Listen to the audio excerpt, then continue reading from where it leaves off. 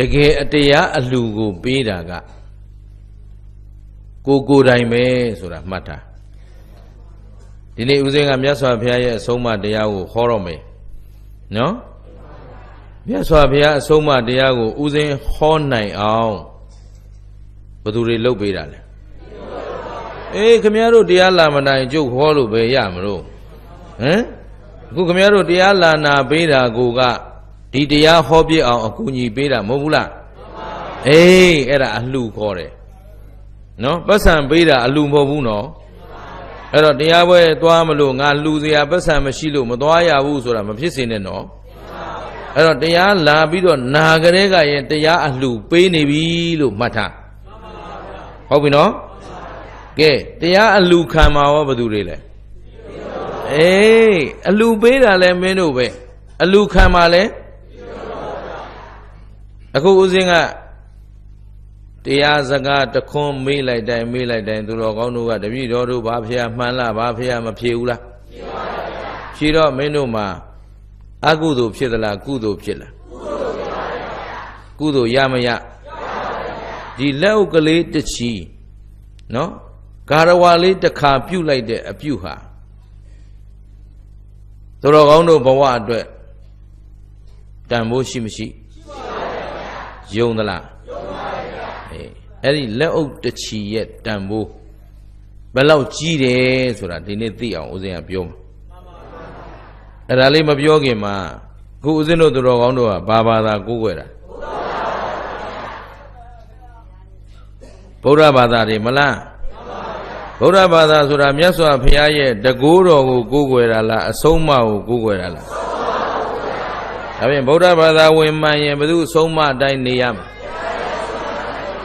Ainama Payaye look.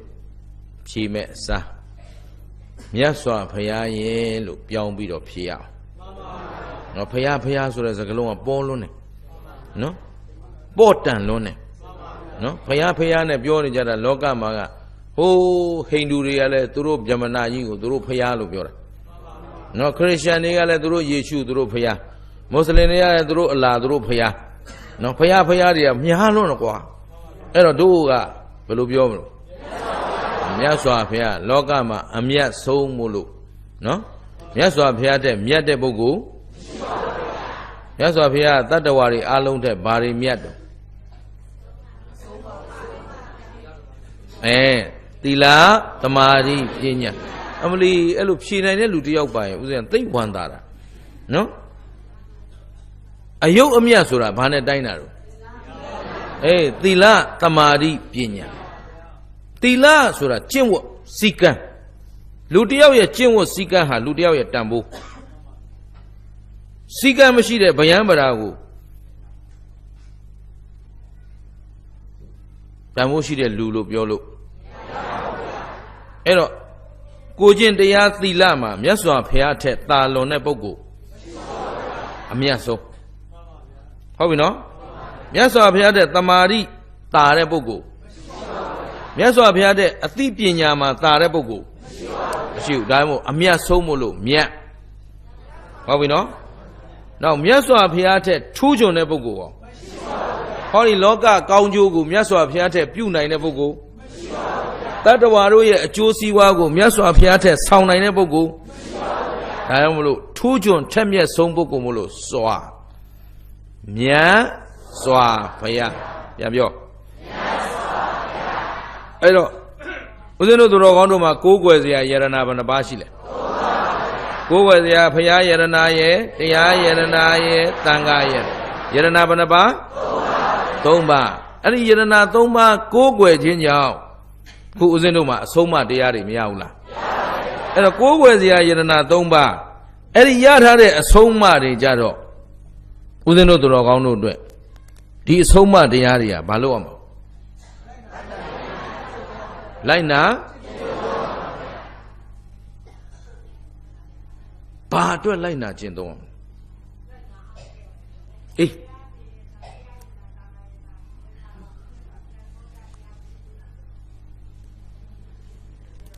Go where they are Yerana Domano, the Chasida. Board and Damapine. ဒီထက်အရေးကြီးတဲ့မိကွန်းတွေတခြားပွဲတွေမှာမေးခဲ့ပြီးသားမို့လို့နော်အဲ့ဒီတရားခွေတွေသူတော်ကောင်းတို့စီရောက်လာလိမ့်မယ်ရောက်လာတဲ့အခါကိုယ့်ဟာကိုယ်သေချာအောင်နာထားဖះကိုဘာလို့ကိုးကွယ်ရလဲတရားကိုဘာလို့ကိုးကွယ်ရလဲတန်ခါကိုကိုးကွယ်ဘာလို့ကိုးကွယ်ရလဲမြတ်စွာဘုရားဘာကြောင့်ယရဏထိုက်တယ်တရားဘာကြောင့်ယရဏထိုက်တယ်တန်ခါဘာကြောင့်ယရဏထိုက်တယ်ရှေ့တရားပွဲတွေမှာပြောခဲ့ပြီးသားကိုယ့်ကိုရှာပြီးနာကြအခုပြောချင်တာကယရဏ၃ပါးကိုးကွယ်တဲ့အတွက်ယရဏ၃ပါးစီကအဆုံးအမတရားတွေမရဘူးလားအဲ့တော့ဗုဒ္ဓဘာသာဆိုရင်ဒီအဆုံးအမတရားတွေလိုက်နာကျင့်သုံးဖို့လိုအပ်မလိုအပ်ဟုတ်တယ်ကျင့်ကောမကျင့်ကြဘူးလားအဲ့ဒါဘာအတွက်ကျင့်နေတာလဲ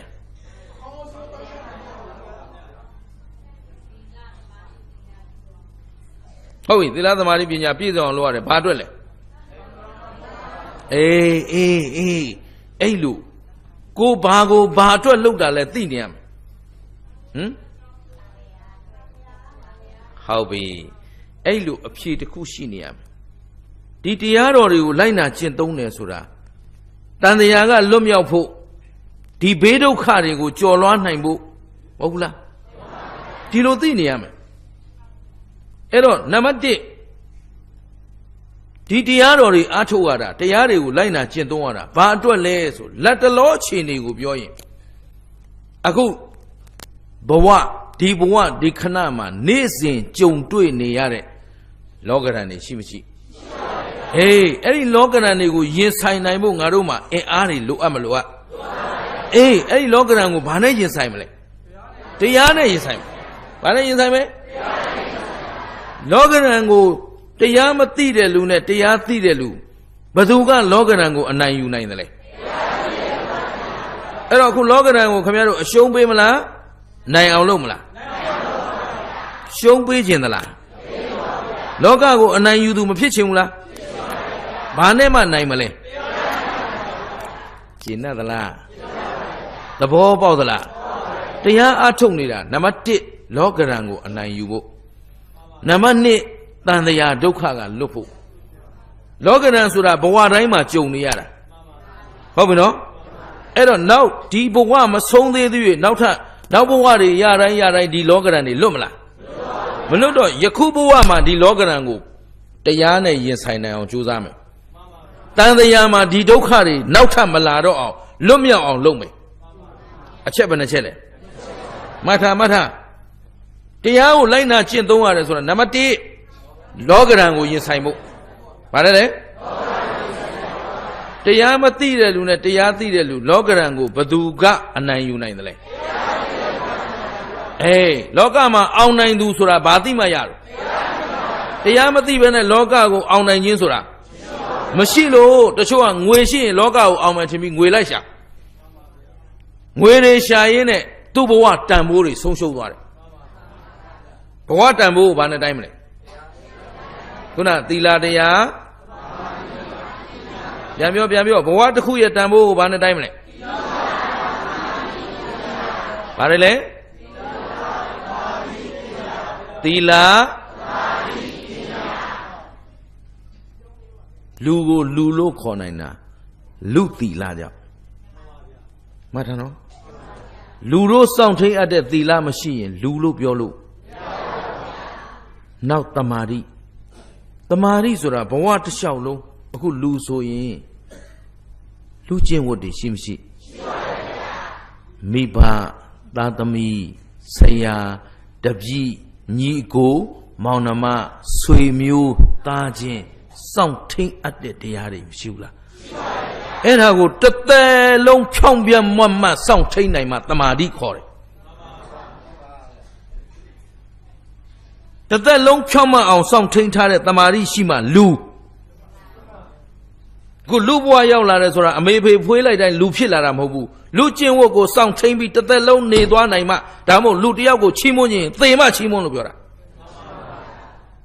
ရှင်းလားမသေးခင်မှာမျိုးစုံဖောက်ပြန်သွားနိုင်တယ်ဖောက်ပြန်သွားလို့တမာတိမရှိရင်လူလို့ခေါ်လို့မထမ်းတော့အရေးကြီးတယ်နော်မင်းတို့ကိုလူပိသအောင်လမ်းကြောင်းပေးတာယရဏဘယ်နှပါလဲဒါဖြေရအောင်လုပ်ပေးတာခင်ဗျာရွာမို့လို့တနာလို့ကျုပ်ကကျုပ်မေးလို့မဖြေနိုင်သိရှက်တာ ကျုပ်ရှက်တာပါခင်ဗျားတို့မရှက်ပါဘူးနော်ဘာလို့ဆိုတော့ဆရာလုပ်တဲ့လူမှတာဝန်ရှိတာဟုတ်ဗျတပည့်မကောင်းကျုပ်ပဲအရှက်ကွဲမှာမလို့မမေးတာခင်ဗျားတို့လမ်းကြောင်းပေးနေတာတေချာမှတော့အရေးကြီးတယ်လူကျင့်ဝတ်သီလအ ਨੇ ဆုံး 5 ပါးသီလ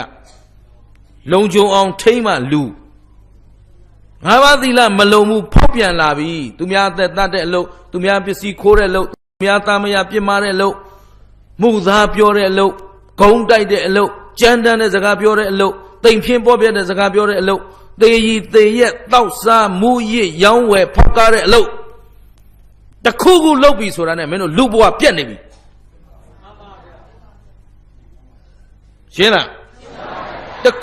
ခုကလေးမှားသွားရင်အဲ့ဒါလူဘဝပြတ်နေပြီဒါကိုပြန်မတီဆောက်နိုင်မဲ့နဲ့လူဖြစ်ပြီလို့ပြောလို့သေချာမှတ်နော်စောင့်ထိန်တဲ့သီလကလူတသက်လုံးဖြောင့်မတ်နေမှတမာတိရှေ့ရင်တစ်မျိုးကိုယ်ရတစ်မျိုးကြောက်ရသူရှေ့တစ်မျိုးမကြောက်ရတဲ့လူရှေ့တစ်မျိုးထင်ရဆိုင်ပြီးတမာတိမရှိရင်ဒီပုဂ္ဂိုလ်လူလို့ပြောလို့မရဘူးတသက်တာလုံးစောင့်ထိန်ရမယ်တရားဟာတသက်လုံးစောင့်ထိန်မှလူရှင်းလားဒါမို့လူဖြစ်ဖို့လွယ်သလားလူဖြစ်အောင်အရင်ကျင့်အောင်နားလဲလားတမာတိဘဝတသက်လာလုံးဖြောင့်မတ်နေမှလူပညာလူမှန်ရင်အကောင်းဆိုအကြောင်းအကျိုးအမှန်အမှန်ခွဲခြားနိုင်စွမ်းရှိရတယ်အကောင်းဆိုအကြောင်းအကျိုးအမှန်အမှန်မသိရင်လူလို့ပြောလို့ရှင်းပြီလားအဲ့တော့လူပိသနိုင်တဲ့ဘဝကိုရင်ဆိုင်ဖို့အတွက်ဘာလိုအပ်တယ်လဲတရားလိုတယ်ဘာလိုလဲအဲ့တော့နေ့လေရပဲမေးလိုက်ပြီနေ့လေရတော့ကြိုတဲ့လူတွေမနေ့ကလာကြိုတဲ့လူတွေတော့မေးလိုက်ပြီဒီနေ့ညလာတဲ့တရားနာပိသပြောပါဦးမယ်ဒီနေ့တရားကောင်းစဉ်ကြီးကတတ်ထားတာကချင်ပြည်နယ်ခရီးစဉ်တစ်လျှောက်လုံးကိုတတ်ထားတဲ့ကောင်းစဉ်ကမနောမြေကိုအလှဆင်ပြီးတရားဓမ္မသဘင်တဲ့ဟုတ်လားအဲ့တော့မနောမြေကိုအလှဆင်ခြင်းဘာနဲ့ဆင်မရမနောမြေမှမဟုတ်ဘူးဗျတလောကလုံးလှဖို့ဆိုရင်လေတရားရှိတဲ့လောကလှတယ်တရားမရှိတဲ့လောကကြီးအကြီးတန်းရုပ်ဆိုးနေတယ်ဆိုတာဒီနေ့ဘာမရှိလို့တရားမရှိလို့တရားပြက်နေလို့နင်တို့မြန်မာနိုင်ငံလှလားဘာဖြစ်လို့နင်တို့နိုင်ငံတော်အသေးမြတ်မှုတွေပါသွားအောင်ကျက်သေးမရှိတဲ့တိုင်းပြည်သဘောပါသလားကျက်သေးမင်္ဂလာမရှိတဲ့တိုင်းပြည်ဘာလို့ဆိုတရားစောင့်တဲ့လူနဲ့မစောင့်တဲ့လူဘယ်တင်းကများလူမမဟုတ်ဘူးတူတူပဲ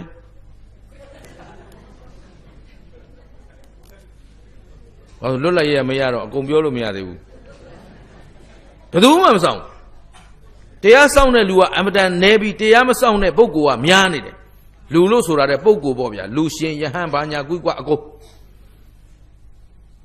တရားမစောင့်တဲ့ပုဂ္ဂိုလ်ကများနေတဲ့အတွက်မြန်မာနိုင်ငံအယုတ်ဆိုကြီးတန်းဟုတ်လားခုနင်တို့ရွာကောင်းကောင်းကန်းကန်းသွားလို့လာလို့ရတာတောင်နှစ်မပြည့်သေးဘူးခင်းထားတဲ့လမ်းပြန်ပေါက်နေပြီအဲ့ဒါကျက်သေးတုံးတဲ့တိုင်းပြီရှင်းလားလမ်းတောင်ညီညွတ်အောင်ကောင်းမွန်အောင်မဖောက်တတ်သေးဘူးဒီနေ့အထိဒီလူမျိုးဘယ်လောက်ရှက်ဖို့ကောင်းလဲဆိုတာသဘောပါသလားဟိုနာဝါတာဂိတ်ဒီနာဝါတာဂိတ်တရားနာဖို့တောင်ခွင့်ပန်လာတဲ့တရားနာဖို့မို့လို့တခြားဆိုပန်เสียမလို့မဟုတ်တာသာလုပ်ကြည့်ဘာမှလုပ်เสียမလို့ဟုတ်တာလုပ်တာမို့လို့ခွင့်ပန်နေရတာဟိုကောင်တွေဟိုတရားဝါတွေကို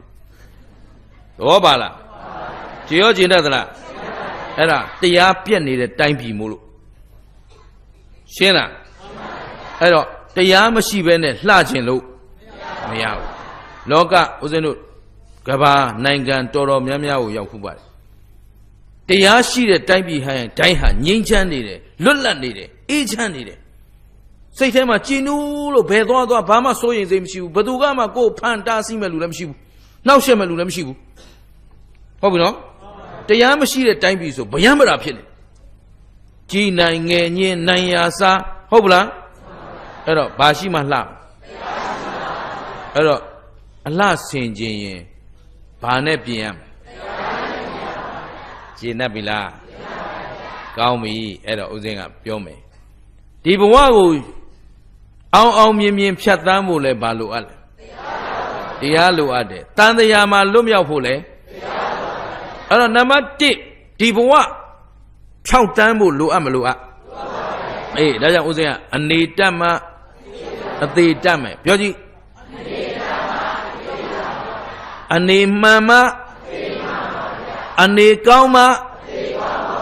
ငါဖြင့်နေရင်းနဲ့သေရေးဘယ်ဟာအရေးကြီးတော့ရှင်းအောင်ပြောအနေက1အသေးက2 1နဲ့2ဘယ်ဟာအရေးကြီးတော့1လား2လား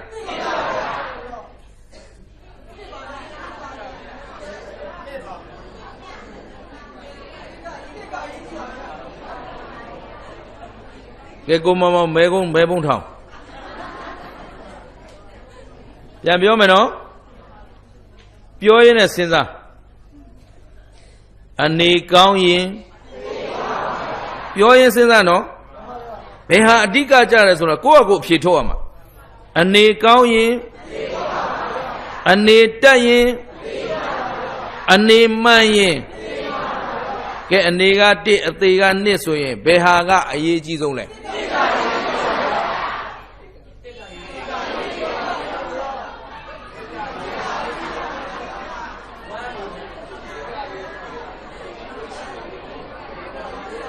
တော့ငါထောင်နဲ့ပဲလိုက်မှာပဲ1ထောင်ထားတော့1ပဲလိုက်လား2ထောင်ထားတော့2ပဲလိုက်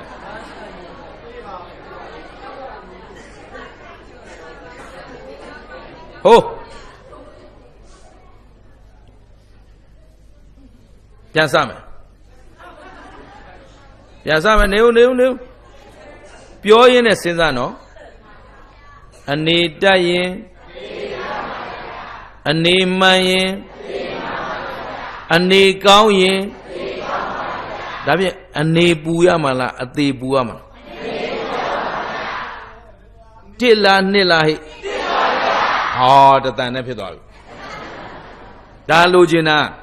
နှစ်သမားများရှိသေးလားသေမာနောက်မှာဟင်နောက်ဟာနေတော့အရင်ဖြစ်နေတယ်ရှင်းသလားအဲ့တော့ဘာအရင်ပူရမှာလဲအနေမတက်မှာဘူးတချို့အရှင်ဘုရားတပည့်တော်သေကန်နီးလေးကိုဘယ်လိုလုပ်ရမှာလဲအမလေးသေကန်နီးနေအခုအရင်လှုပ်ဆမ်းပါအခုသေကန်နီးပဲတော့ပါသလားအခုကောင်းမှနောင်ကောင်းမှရှင်းသလားအတိတ်ကကောင်းရင်အခုကောင်းတယ်ပြန်ပြောအခုကောင်းမှအဲ့တော့နောင်ကောင်းချင်ရင်အဲ့တော့နောင်ကောင်းမကောင်းဘူးရမလားအခုကောင်းဖို့လုပ်ရမလားကဲဒါဖြင့်1နဲ့2ပါလေဟဲ့အားလုံးသဘောတူပြီလားအဲ့တော့အဲ့ဒီ1ကိုပြင်ပေးတာပါလေတရားရှင်းသလားဒါကြောင့်ဦးဇင်းတို့သူတော်ကောင်းတို့အမြဲလက်ကင်ထားရမှာ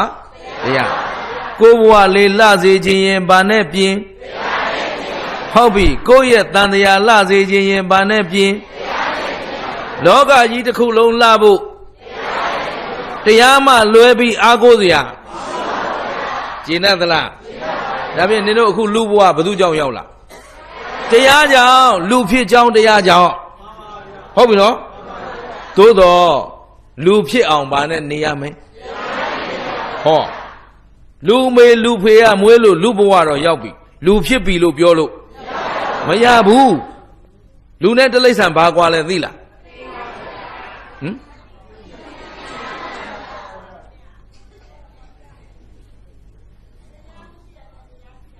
အဲ့ဒါပေါ့အဲ့တော့လူကလူဖြစ်ကြောင်းတရားရှိတယ်တိရစ္ဆာန်ကတိရစ္ဆာန်ဖြစ်ကြောင်းတရားရှိတိရစ္ဆာန်ကဘယ်တရားကျင့်တယ်လဲဆိုတော့အိတ်တာရဲ့စားတာရဲ့ကာမဂုဏ်ခံစားတာရဲ့အိတ်စားကာမဤသုံးဝပဲကျင့်တာကိုတိရစ္ဆာန်အခုလည်းနင်တို့တနေ့စားတာရည်သမီးရည်စီးပွားရေးနဲ့ပြေးရင်လွှားရင်နဲ့အိတ်ဖို့ရဲ့စားဖို့ရဲ့ကာမဂုဏ်ခံစားဖို့ရဲ့နဲ့ပဲအချိန်ကိုဩကာသတောင်မလုံနိုင်ဘူးဆိုရင်သူ့ဘာခေါ်မလို့ရှင်းလားနေတိုင်းဘုရားကိုရောပြည်သလားအမလေးတပည့်တော်ပြာခနေတာဘုရားကိုရောမပြပါဘူးတပတ်မှတစ်ခါလောက်တောက်တော်ရေးလဲဖြစ်တယ်ဟင်ဒီပုဂ္ဂိုလ်ဒါဖြင့်ဘာဖြစ်နေတော့ လူမေလူဖေရမွေးတိုင်းလူဖြစ်ပြီလို့ပြောလို့လူဘဝမှာအိပ်ဖို့ရစားဖို့ရကာမဂုဏ်ခံစားဖို့ရဒီသုံးခုနဲ့အချိန်ကုန်နေရင်တိရစ္ဆာန်ဆိုတာဂျိုပေါက်တိုင်းတိရစ္ဆာန်ခေါ်တာမဟုတ်ဘူးအမြီးပါတိုင်းတိရစ္ဆာန်ခေါ်တာမဟုတ်ဘူးရှင်းသလားလူထက်သိတဲ့တိရစ္ဆာန်တွေတပုံကြီးရှိတယ်ဟုတ်ပြီနော်ဒါမှမဟုတ်အားလုံးကိုခြုံခေါ်တာတတ္တဝါတိရစ္ဆာန်လို့ဘယ်လိုပုဂ္ဂိုလ်ကိုခေါ်တာလဲဆိုအိတ်တာရဲ့စားတာရဲ့ကာမဂုဏ်ခံစားတာရဲ့ဒီသုံးခုတည်းသိတာကိုကာမဂုဏ်ခံစားခြင်းလိုက်အမေဆိုတာလည်းမသိတော့ဘူးနှမဆိုတာလည်းမသိတော့အမဆိုတာလည်းမသိတော့ဘူးဦးကြီးဦးလေးအတော်ဆိုတာလည်းမရှိတော့ဘူးကြုံသလိုခံစားပလိုက်တာအဲ့ဒါတိရစ္ဆာန်ခေါ်တယ်။ကဲရှင်းမလားသူ့လင်သူ့သားငါလင်ငါမယားဆိုတာရှိသလားတိရစ္ဆာန်မှာမရှိဘူးခုနေတို့လည်းလူစိတ်ပြောက်ပြီးတိရစ္ဆာန်စိတ်ပေါက်နေတဲ့သူတွေတပုံကြီးရှိတယ်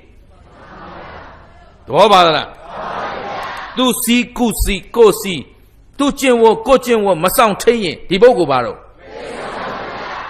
အဲ့တော့လူနဲ့တိရစ္ဆာန်ဘာကွာလဲဆိုစောင့်ထိန်တဲ့တရားပေါ်မှာမူတည်တယ်ရှင်းတယ်နော်အဲ့တော့လူဟာဘာကြောင့်လူဖြစ်တယ်လဲလို့မေးရင်လူဖြစ်ကြောင်းတရားကြောင့်လူဖြစ်တယ်တိရစ္ဆာန်ရောတိရစ္ဆာန်ဖြစ်ကြောင်းတရားရှင်းသလားဒါဖြင့်တတ္တဝါတွေမှာနော်တတ္တဝါတွေအတွက်အသီးသီးထောက်ပံ့ထားတဲ့တရားတွေရှိမရှိရှိပါဘူးအဲ့ဒီတရားတွေဟာအလိုလိုဖြစ်ခဲ့တာလားကိုပြုခဲ့တဲ့အကြောင်းတရားတွေလားအဲ့ဒါပြုခဲ့တဲ့ဘဝတွေမှာအတိတ်တန်တရားတုန်းကသိခဲ့ကြသလားသိတယ်လူနဲ့မသိတဲ့လူပဲတွေကများအကုန်လုံးပဲလား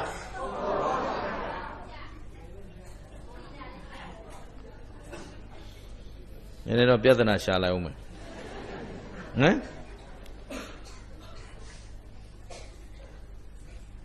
ကဲအတိတ်ကသိခဲ့တဲ့လူနဲ့မသိခဲ့လူဘယ်တင်းကများလဲ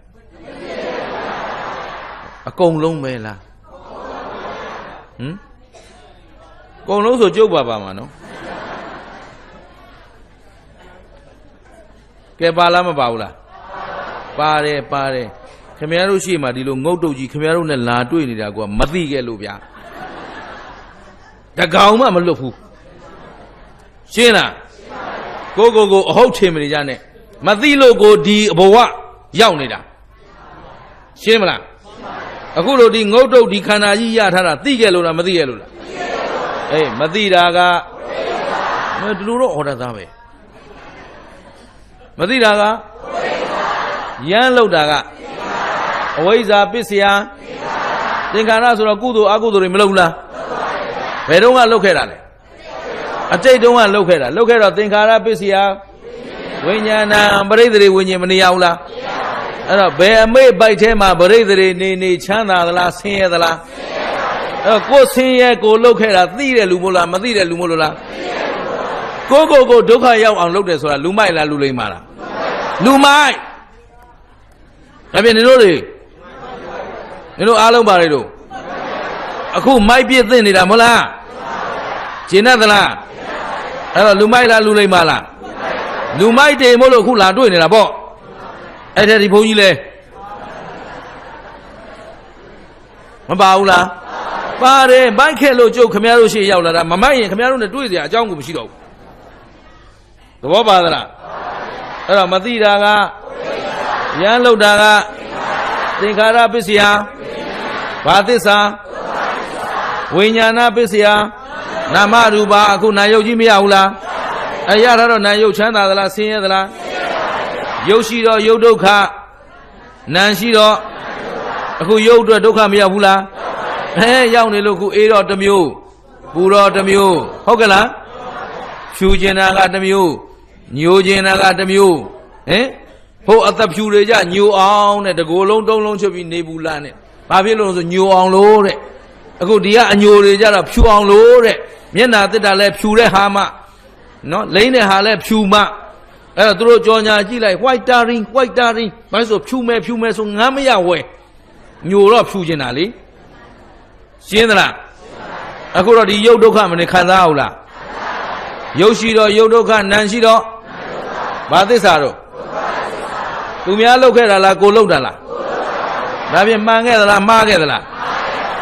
ကျေနပ်သလားကဲနာမရူပပစ္စယကဲသလယနာတော့ပြောတိုင်းသိပါပြီသလယနာဆိုပါလိမ့်လေ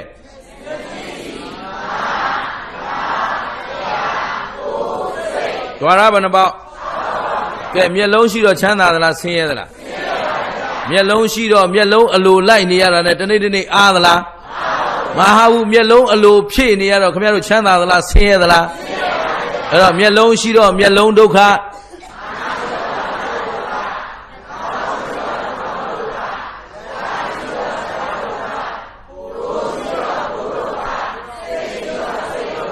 ဘာကောင်းတော့ဘာသစ္စာတော့မှားခဲ့လို့လားမှန်ခဲ့လို့လား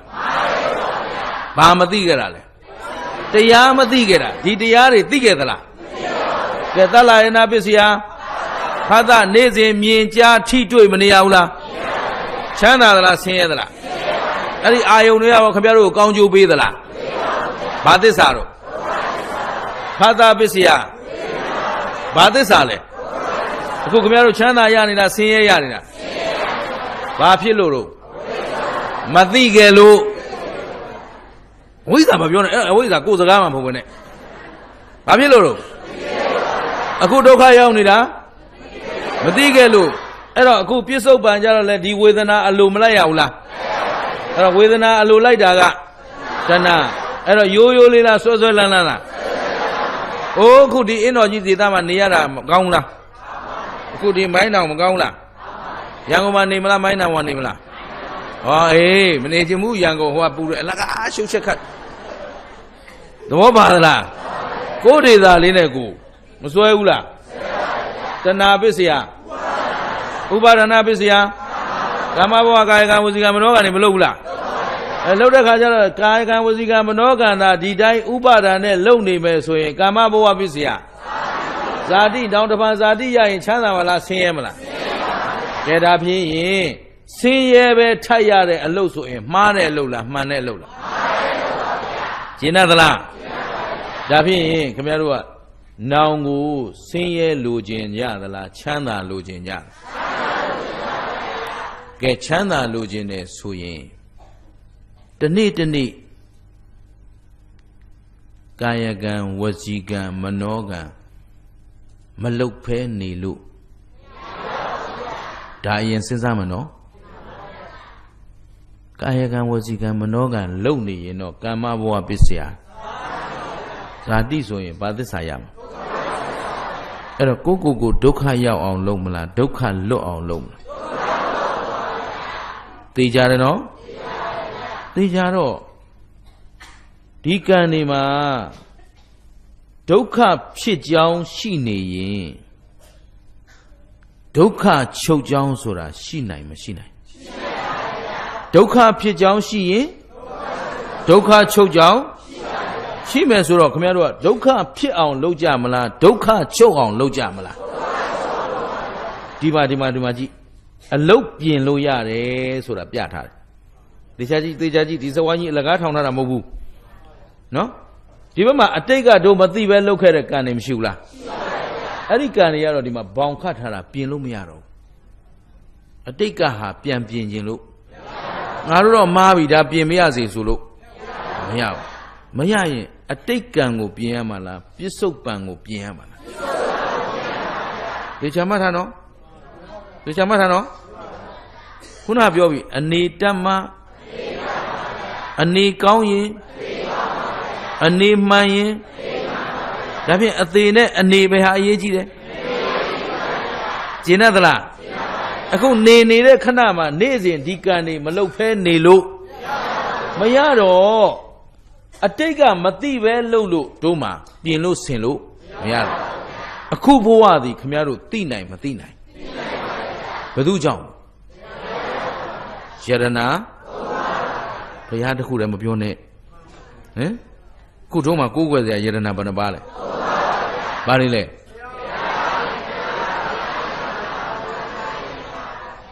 ဘုရားတရားတန်ခါပေါ်လေးမလုပ်ပါနဲ့ကိုယ်နော်ဘုရားယရနာတရားယရနာ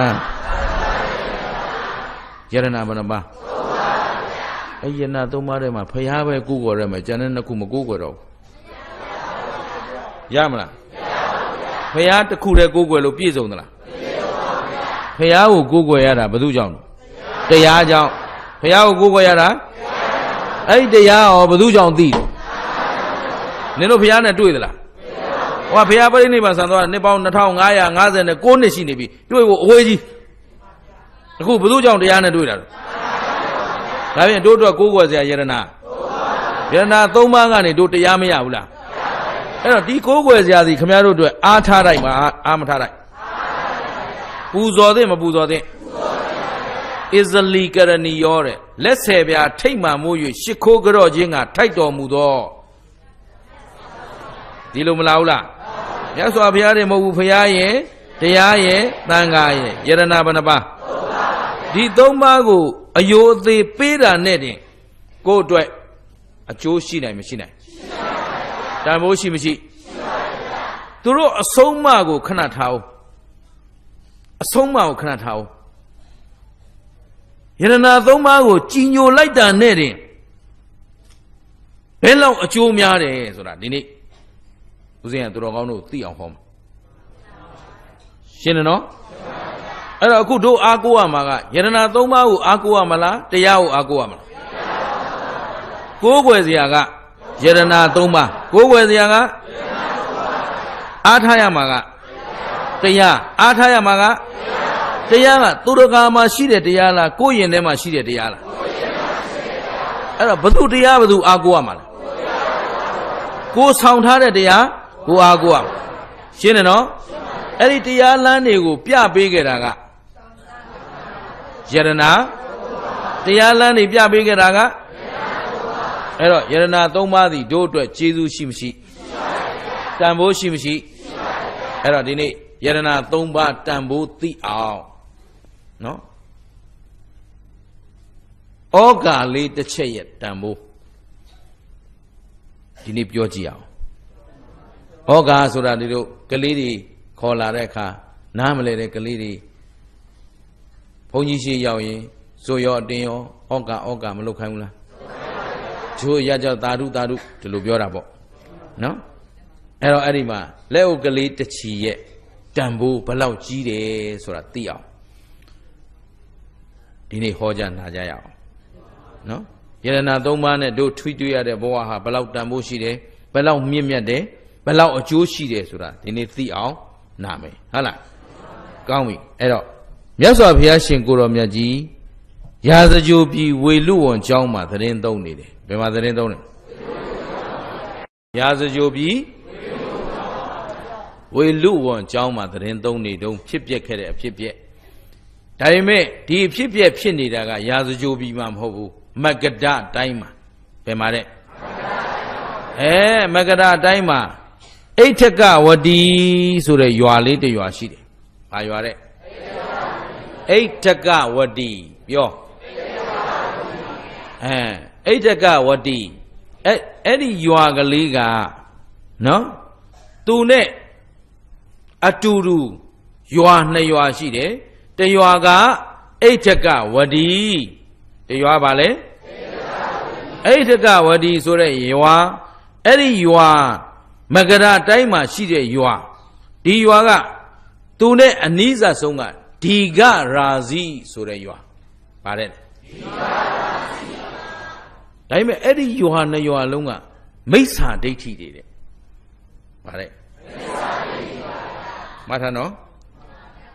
အိဋ္ဌကဝရီရဲ့ဒီဂရာဇီရဲ့သူတို့ကဘယ်လိုယူစီလဲဆိုတော့တန်တာရမောစကအယူဝါဒပါတယ်အဲ့ဒါဘယ်လိုယူဝါဒမုန်းဆိုတော့ကုသိုလ်လည်းမရှိဘူးကုသိုလ်အကျိုးပေးဆိုတာလည်းအကုသိုလ်အကျိုးပေးဆိုတာလည်းတန်တရာဆိုတာဒီတိုင်းပဲအလိုလိုဖြစ်ပြီးလိုလိုပြတ်သွားတာလူဖြစ်ခြင်းတဲ့လူကလူဖြစ်လာတယ်လူဖြစ်ပြီးတော့ပြီးသွားတယ်နတ်ဖြစ်ခြင်းတဲ့လူကနတ်ဖြစ်လာတယ်နတ်ဖြစ်ပြီးရင်ပြီးသွားအဲ့တော့သူတို့ကကံဆိုတာမရှိတော့သူများအသက်တတ်တယ်ဆိုတော့အပြစ်လည်းမရှိဘူးဟောကံကံဤကျိုးကိုမယုံကြည်တော့သူများအသက်တတ်တာအပြစ်ရှိတယ်လို့မယူတော့ဘူးသူများပစ္စည်းခိုးတယ်လို့လည်းအပြစ်ရှိတယ်လို့မယူတော့ဘူး တင်ရီတဲ့ရဲ့တောက်စားမောင်းရောင်းဝယ်ဖောက်ကမူးရစ်နေတာလဲအပြစ်ရှိတယ်လို့အဲ့မှန်တဲ့ယူလားမှားတဲ့ယူလားအဲ့တော့တန်တရာမောစကဆိုတဲ့အယူဝါဒရှိတဲ့ရွာနှစ်ရွာမှတ်ထားနော်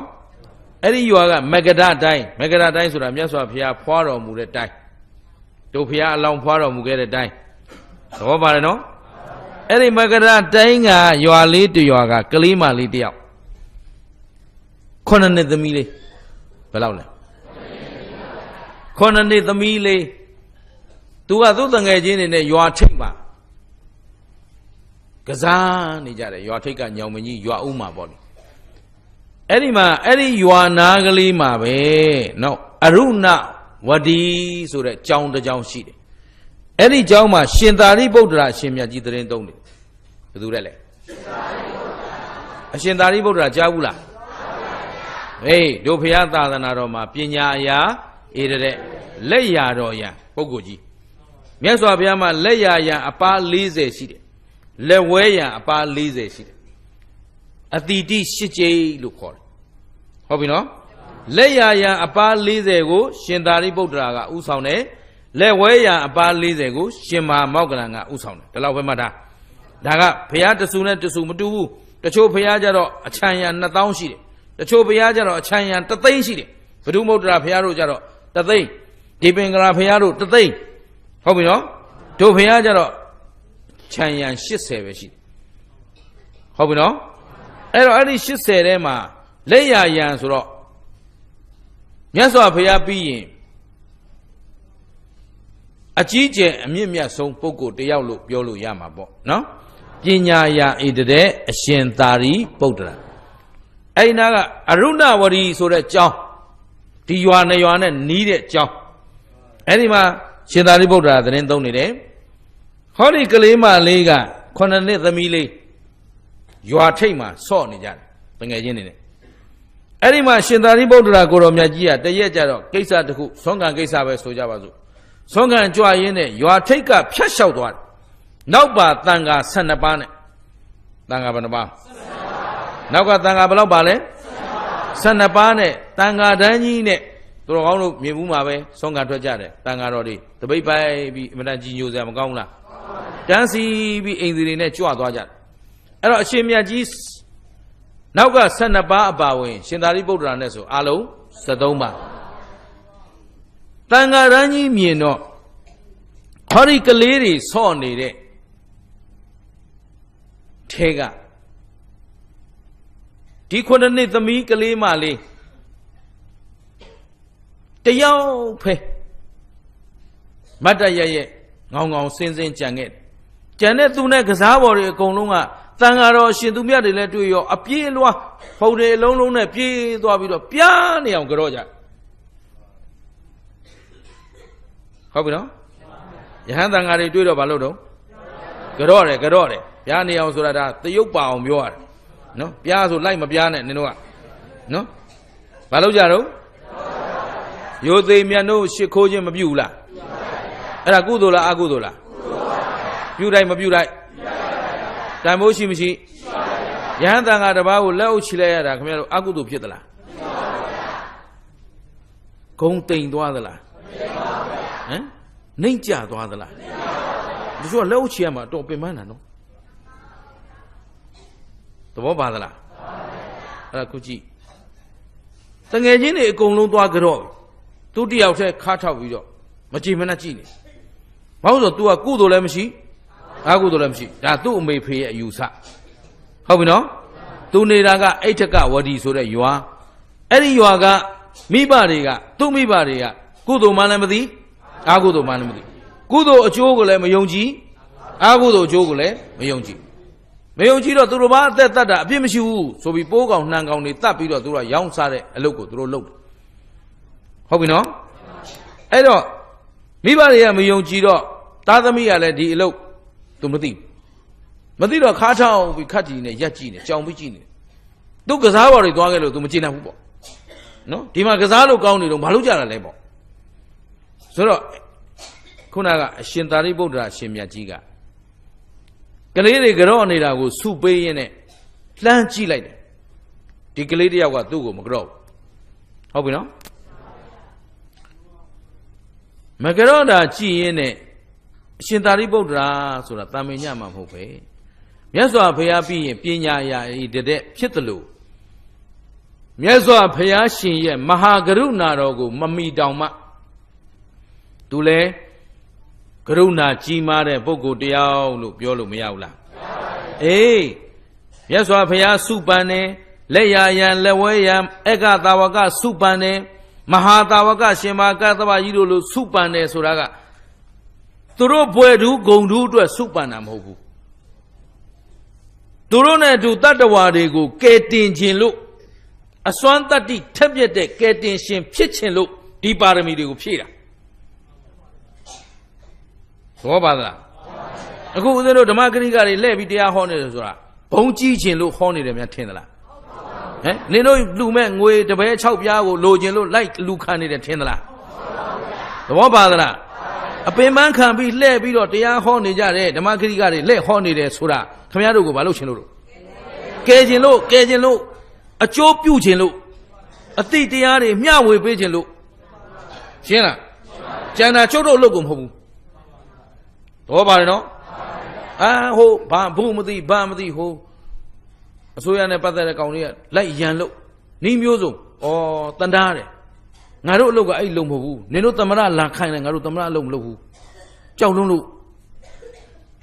ဒီလောက်အကုသို့များတဲ့အလုပ်တော့မလုပ်ဘူးရှင်းလားငါတို့လိုချင်တာကုသို့တတ္တဝါတွေတရားလမ်းပြဖို့ငြိမ်းအေးချောင်းငြိမ်းချမ်းချောင်းဘဝအလှတရားတွေပေးခြင်းလို့တရားလိုက်ဟောနေတာအဲ့တော့ဘုရှင်ကံရှင်ပါရမီရှင်တွေပါရမီဖြည့်တယ်ဆိုတာတတ္တဝါတွေကိုကဲခြင်းတာဒီတော့ရှင်သာရိပုတ္တရာဆိုတာဖျားအောက်နော်အထူးကျွန်းဆုံးပုဂ္ဂိုလ်ဖြစ်သည့်အားလျော်စွာကရုဏာလည်းအမတန်ကြီးမားတယ်လို့မှတ်ထားအဲ့တော့ဒီကလေးမလေးကိုလှမ်းကြည့်လိုက်တယ်မဟာကရုဏာတော်နဲ့ရှင်မြတ်စွာဘုရားကတော့မဟာကရုဏာပေါ့လေသူ့ကိုမဟာတက်လို့တော့မရဘူးပေါ့မဟာဆိုတာတပါးပဲတက်လို့ရမှာဟုတ်နော်အဲ့တော့သူကလည်းကြီးမားတဲ့ကရုဏာနဲ့ပဲလှမ်းကြည့်လိုက်တော့အနာဂတံသဉာဏ်နဲ့ကြည့်လိုက်တာဒီကလေးဒီဘဝသိရင်ငရဲသွားတော့မယ်သွားတော့ဒါသိတယ်နောက်ဒီကလေးရဲ့အယူဝါဒဆိုတော့သူမိဘတွေကမိစ္ဆာဒိဋ္ဌိသူကလည်းမိစ္ဆာဒိဋ္ဌိဒါလည်းသိတယ်ဒါနဲ့မကသေးဘူးလှမ်းကြည့်လိုက်တယ်ဒီကလေးဟာဒီဘဝမရောက်ခင်တုန်းကပိဋ္ဌာဖြစ်ခဲ့တယ်ဘာဖြစ်ခဲ့လဲဒီရွာနာမှာပဲပိဋ္ဌာဖြစ်ခဲ့တယ်အကြောင်းကြောင့်တွေပေါ့လေနောက်တော့ဟောရင်ကုန်ပါလာလိမ့်မယ်ဆိုတော့ယခုဒီကလေးမကိုဒီတိုင်းထားပစ်ခဲ့ရင်သူပဲသွားတော့မှာမရဲသွားတော့မှာအဲ့တော့ငါသူ့ကိုကယ်လို့ရမရကြည့်တယ်ဟုတ်ပြီနော်သူတော်ကောင်းကြီးတွေဆိုတာဘယ်တော့မှလောကကိုလစ်လူမရှုလောကကိုလှစေခြင်းတယ်ဘဝလေးတွေလှစေခြင်းတယ်တလောကလုံးလဲလှစေခြင်းတယ်အခုတရားဓမ္မတွေလဲပြီးဟောနေတယ်ဆိုတာလောကမှာတရားမသိပဲလှလာစရာအကြောင်းကြိုက်တဲ့မင်းတဲ့ကြိုက်တဲ့ကောင်အုပ်ချုပ်ခမည်းတော်မှာတရားအသိတရားမရှိဘဲနဲ့ဘလို့မှလှအောင်လုပ်လို့မရဘူးအဲ့တော့တရားဟာအရေးကြီးလားမကြီးဘူးလားအေးတလောကလုံးလှဖို့ကလည်းတရားရှင်းလားဘဝလှဖို့ရလဲတန်တရားလှဖို့လဲတရားမှတပါးအာကိုးရမရှိကိုးကွယ်ရာယရဏသုံးပါးရောမချနဲ့အာကိုးရအာကိုးရဆိုတာကိုဘဝအခုရင်ဆိုင်နေရတဲ့လောကပြဿနာတွေတာရည်သမီးရေးစီးပွားရေးလူမှုရေးနိုင်ငံရေးမရှိဘူးလားအဲ့ဒီအရေးကိစ္စအားလုံးဘာနဲ့ရင်ဆိုင်ရမလဲ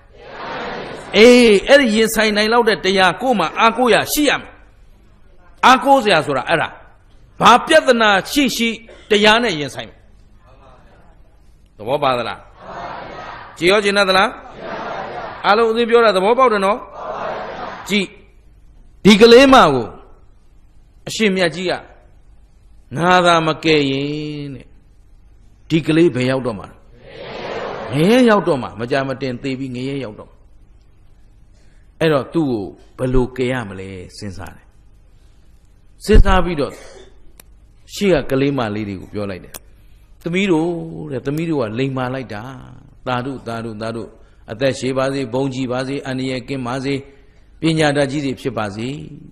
နော်သာသနာကိန်းပါစေစုပေးပြီးတော့သမီးတို့ကလိမ်ပါတယ်ဟိုသမီးတို့တငယ်ချင်းကကြည်စမ်းပါဦးတဲ့ရိုင်းလိုက်တာဘာဖြစ်တာ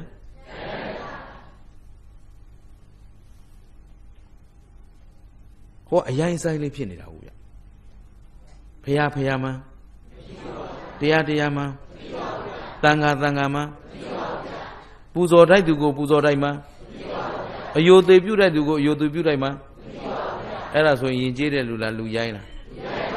အခုယဉ်ကျေးတဲ့ကလေးတွေကအားလုံးမလုံးနေလို့လက်အုပ်ချီပြီးကြော့နေကြတာကလေးတွေဖုံလုံးနဲ့မျက်စိနဲ့မြင်ကြည့်လိုက်စမ်းနော်ဆော့ကစားနေရကနေတခါတည်းလက်အုပ်ကလေးတွေချီပြီးတန်ဃာတော်ရှင်သူမြတ်တွေကြော့နေကြတာအမှန်တန်ကုသိုလ်မရဘူးလားအေးဟိုတယောက်ကပေစုပ်နဲ့နော်မှုံကုတ်မကျင်တတ်ဘူးသူကစားပွဲပြတ်သွားလို့ဆိုတော့သူစိတ်တွေဘာဖြစ်နေလဲရိုင်းနေစိတ်တွေဘာဖြစ်နေလဲအမှုရရောအေးရိုင်းရင်လှမလားအကြီးတန်းမလားယခုခဏလည်းအကြီးတန်းတယ်တန်တရားလည်းအကြီးတန်းတယ်အရှင်မြတ်ကြီးကသိတော်မူရှာတော့ဟိုတယောက်ကြတော့ကွယ်တဲ့သမီးတို့ရိုင်းလိုက်တာတဲ့ဘယ်လိုဖြစ်တာလဲဆိုကလေးတွေဆိုတော့သိတဲ့အတိုင်းပဲအော်ဒါငါတို့တငယ်ချင်းကိုရှ िख ိုးစေခြင်းလို့ပြောတာပဲဖြတ်ဆိုကလေးတွေကထပြေးသွားကြပြီလာနေမလုံနေတာလဲလာဟိုမှာအရှင်မြတ်ကြီးကပြောနေတယ်လာဆိုဇွတ်ဆွဲခေါ်လာပြီးတော့ကြော့ခိုင်းဩကလုတ်ဟုတ်ပလားဒီချမ်းမနော်ဘာလုတ်ခိုင်းလဲဩကလုတ်ကလေးတွေကိုဇွတ်ဩကလုတ်ခိုင်းတာမရှိဘူးလားအခုတငယ်ချင်းတွေကသူ့တငယ်ချင်းတွေကလာနေဘာလုတ်နေအောင်ဇွတ်ဆွဲကြော့ခိုင်းတော့ဘုံမသိဘာမသိသူတကယ်တော့မသိဘူးဟုတ်ပြီနော်ကြော့ဆိုတော့အများနဲ့သူတယောက်တည်းဆိုတော့အားငယ်တော့ပြန်လှန်နိုင်စွမ်းလဲမရှိဇွတ်ဆွဲထိုင်ချတော့ထိုင်သူများထိုင်မထိုင်ချင်းနဲ့ထိုင်တာအားလုံးသိတဲ့အတိုင်းပဲနော်ဒုတုတ်လိုက်တော့သူများတွေကဒီလိုကြော့ဆိုအကုန်လဲကလေးတွေထီချင်း၅ပါးနဲ့တခါတည်းလက်ချဒူးချတရောင်းချနဖူးချတခါတည်းနဖူးနဲ့ထီအောင်ကြော့ဆိုဘေးကတယောက်ကခေါင်းနှိမ့်နဲ့လူကနှိမ့်လက်ချတဲ့လူကချကြော့ပေါ့ဟုတ်ပြီနော်သူများ၃ချိန်ကြော့တော့သူလဲ၃ချိန်ကြော့ဆိုအရှင်မြတ်ကြီးကစုပေးတယ်အသက်ရှည်ပါစေအန္တရာယ်ကင်းပါစေအေးဒီလိုမှပေါ့သမီးတို့လိမ့်ပါတယ်အရှင်မြတ်ကြီးကြွတော့ဒီလောက်ပဲရမယ်ဘာမှပြောလို့မရဘူးဟုတ်ပြီနော်ကဲအရှင်မြတ်ကြီးကဒီကလေးကိုအလုံးမတူပိုင်းနဲ့ကြော့ခိုင်းလိုက်တာအာရမများပြုကျင့်သွားတာလားဟမ်မတရားသဖြင့်များအနိုင်ကျင့်သွားတာလားဟမ်တချို့ကိစ္စတွေခင်ဗျားတို့ရမ်းမဝေဖန်နဲ့တော့ဟမ်ခုသူတော်ကောင်းကြီးကသူ့ကိုကြော့ခိုင်းသွားတာကြော့ခံခြင်းလွန်းလို့လားအပူဇော်အရေးလောက်ခံခြင်းလွန်းလို့လားအခုခင်ဗျားတို့တရားဟောကြွလာတယ်ခင်ဗျားတို့ဆရာတော်ဘေးရန်ကင်းပါစေမေတ္တာမပို့ခိုင်းဘူးလားပို့ခိုင်းတယ်အဲ့ဒါကျုပ်ကခင်ဗျားတို့ရဲ့မေတ္တာတွေကိုခံယူခြင်းလွန်းလို့များပို့ခိုင်းနေတယ်ထင်သလားဟမ်သူတော်ကောင်းတို့ဒီတရားနာဖို့စောင့်ဆိုင်နေတဲ့ခဏလေးမှာများသောအားဖြင့်ဆရာတော်ကြွလာလဲအရေးမလုပ်ကြဘူးကိုယ့်အကိုစကားပြောကြနော်ဝေဖန်ကြဘုန်းကြီးကပလင်မော်ရောက်နေပြီအောက်ကဆင်းသိမဖြစ်သေးဘူးအဲ့ဒီပြဿနာတွေကိုကြော်လွှားနိုင်ဖို့ဒီလိုမေတ္တာလေးပို့နေတော့ခင်ဗျားတို့မှာအကုသိုလ်ဖြစ်လားကုသိုလ်ဖြစ်လားအကျိုးမဲ့သလားအကျိုးရှိသလားတန်ဖိုးရှိမရှိဒါကိုခင်ဗျားတို့ကိုအနိုင်ကျင့်တယ်လို့များဆိုခြင်းသေးလားသဘောပါသလားမှတ်ထားနော်အခုဒီကလေးကိုကြော့ပြစ်အောင်ရှင်သာရိပုတ္တရာမစီစဉ်ဘူးလားသမီးတို့တငယ်ချင်းကြတော့အရိုင်းကလေးဘာလို့ဒီတိုင်းအရိုင်းတိုင်းထားတာလဲဟုတ်ပြီနော်သမီးတို့တငယ်ချင်းကကြတော့ရိုင်းလာကြီးလားဆိုတော့ကလေးတွေကိုတွားပြီးတော့မြောက်ပေးလိုက်တာလို့ဆိုတော့မှကလေးတွေကဟာဟုတ်တယ်ဆိုချက်ချင်းပြေတငယ်ချင်းလာမင်းဘာလို့တော့ထိုင်ကြတော့ဇွတ်လုတ်ခဲ့ဟုတ်ပြီနော်တာမန်ကြည့်ရင်ဒါအလုံးမတူပဲနဲ့ဒါအာရမမတရားသဖြင့်ဒါအနိုင်ကျင့်တာပဲလို့ဆိုเสียရှိတယ်ဒါပေမဲ့သူတော်ကောင်းတွေလုပ်တဲ့အလုပ်ဟာနော် အကျိုးမဲ့ပျက်စီးအောင်လုပ်တာလားအကျိုးရှိအောင်လုပ်တာလားကြည့်ပါဩကာသကလေးဩကာကလေးတစ်ချက်ရဲ့ကျေးဇူးဘယ်လောက်တန်ဖိုးရှိတယ်ဆိုတာကြည့်ဒီကလေးမှာအဲ့ဒီ9နှစ်သမီးကအဲ့ဒီတစ်ချိန်ပဲကုသိုလ်လုပ်လိုက်ပြီးအရွယ်ရောက်တယ်ဆိုသူတို့ခေတ်ကတော့ပြောရရင်73နှစ်14နှစ်နော်သူတို့ဓမ္မရာအိန္ဒိယရဲ့ဓမ္မရာဦးဇင်းတို့စာရိပေတွေအများကြီးဖတ်ဖူးပါတယ်အပြိုပေါ်ဝင်စဖြစ်ပြီဆိုတာနဲ့အိမ်တော်ချပေးတဲ့ထုံးစံရှိတယ်နော်အမျိုးသမီးတို့ရဲ့အပြိုပေါ်ဝင်ပြီဆိုတဲ့အချိန်ကနေစပြီးတော့ချက်ချင်းအိမ်တော်ချမပေးရင်တဲ့တလဒီကလေးရဲ့ဓမ္မရာလာတိုင်းမှာမိဘတွေမှာအပြစ်ရှိနေတယ်လို့သူတို့ကဒီလိုယူဆထားတယ်ဒီတော့နော်တိတ်မကြခင်မဲ့သာသူအိမ်တော်ပြုတ်လိုက်ရပြီလို့ဒါလေးသိစေခြင်းလို့ပြောတာနော်အဲ့တော့ဦးဇင်းဖတ်ထားတာမှတ်ထားတာတွေတော့အစုံပေါ့ဗျာပြောကြတယ်တော့တပုံကြီးပေါ့အဲ့တော့အိန္ဒိယရဲ့အမှုအကျင့်တိုင်းပြောရရင်အဲ့တော့အရွယ်73 74အရွယ်လောက်နော်ဒါအခု9နှစ်သမီးဆိုတော့နောက်ထပ်9နှစ်လောက်နေတာနဲ့သူအိမ်တော်ကြာပြီအဲ့တော့အိမ်တော်ကြာပြီးတော့မကြခင်မဲ့ပရိသေတွေရင့်တဲ့ချိန်မှာကိုဝင်စိတ်တက်ပြီးသေးတယ်ဘာဖြစ်တယ်အရွယ်မတိုင်ခင်သေးတယ်ဆိုတာသူများအသက်တတ်ခဲ့တဲ့အပြစ်ရှိတဲ့လူတွေဟာဘယ်တော့မှသက်တမ်းစေအောင်နေရ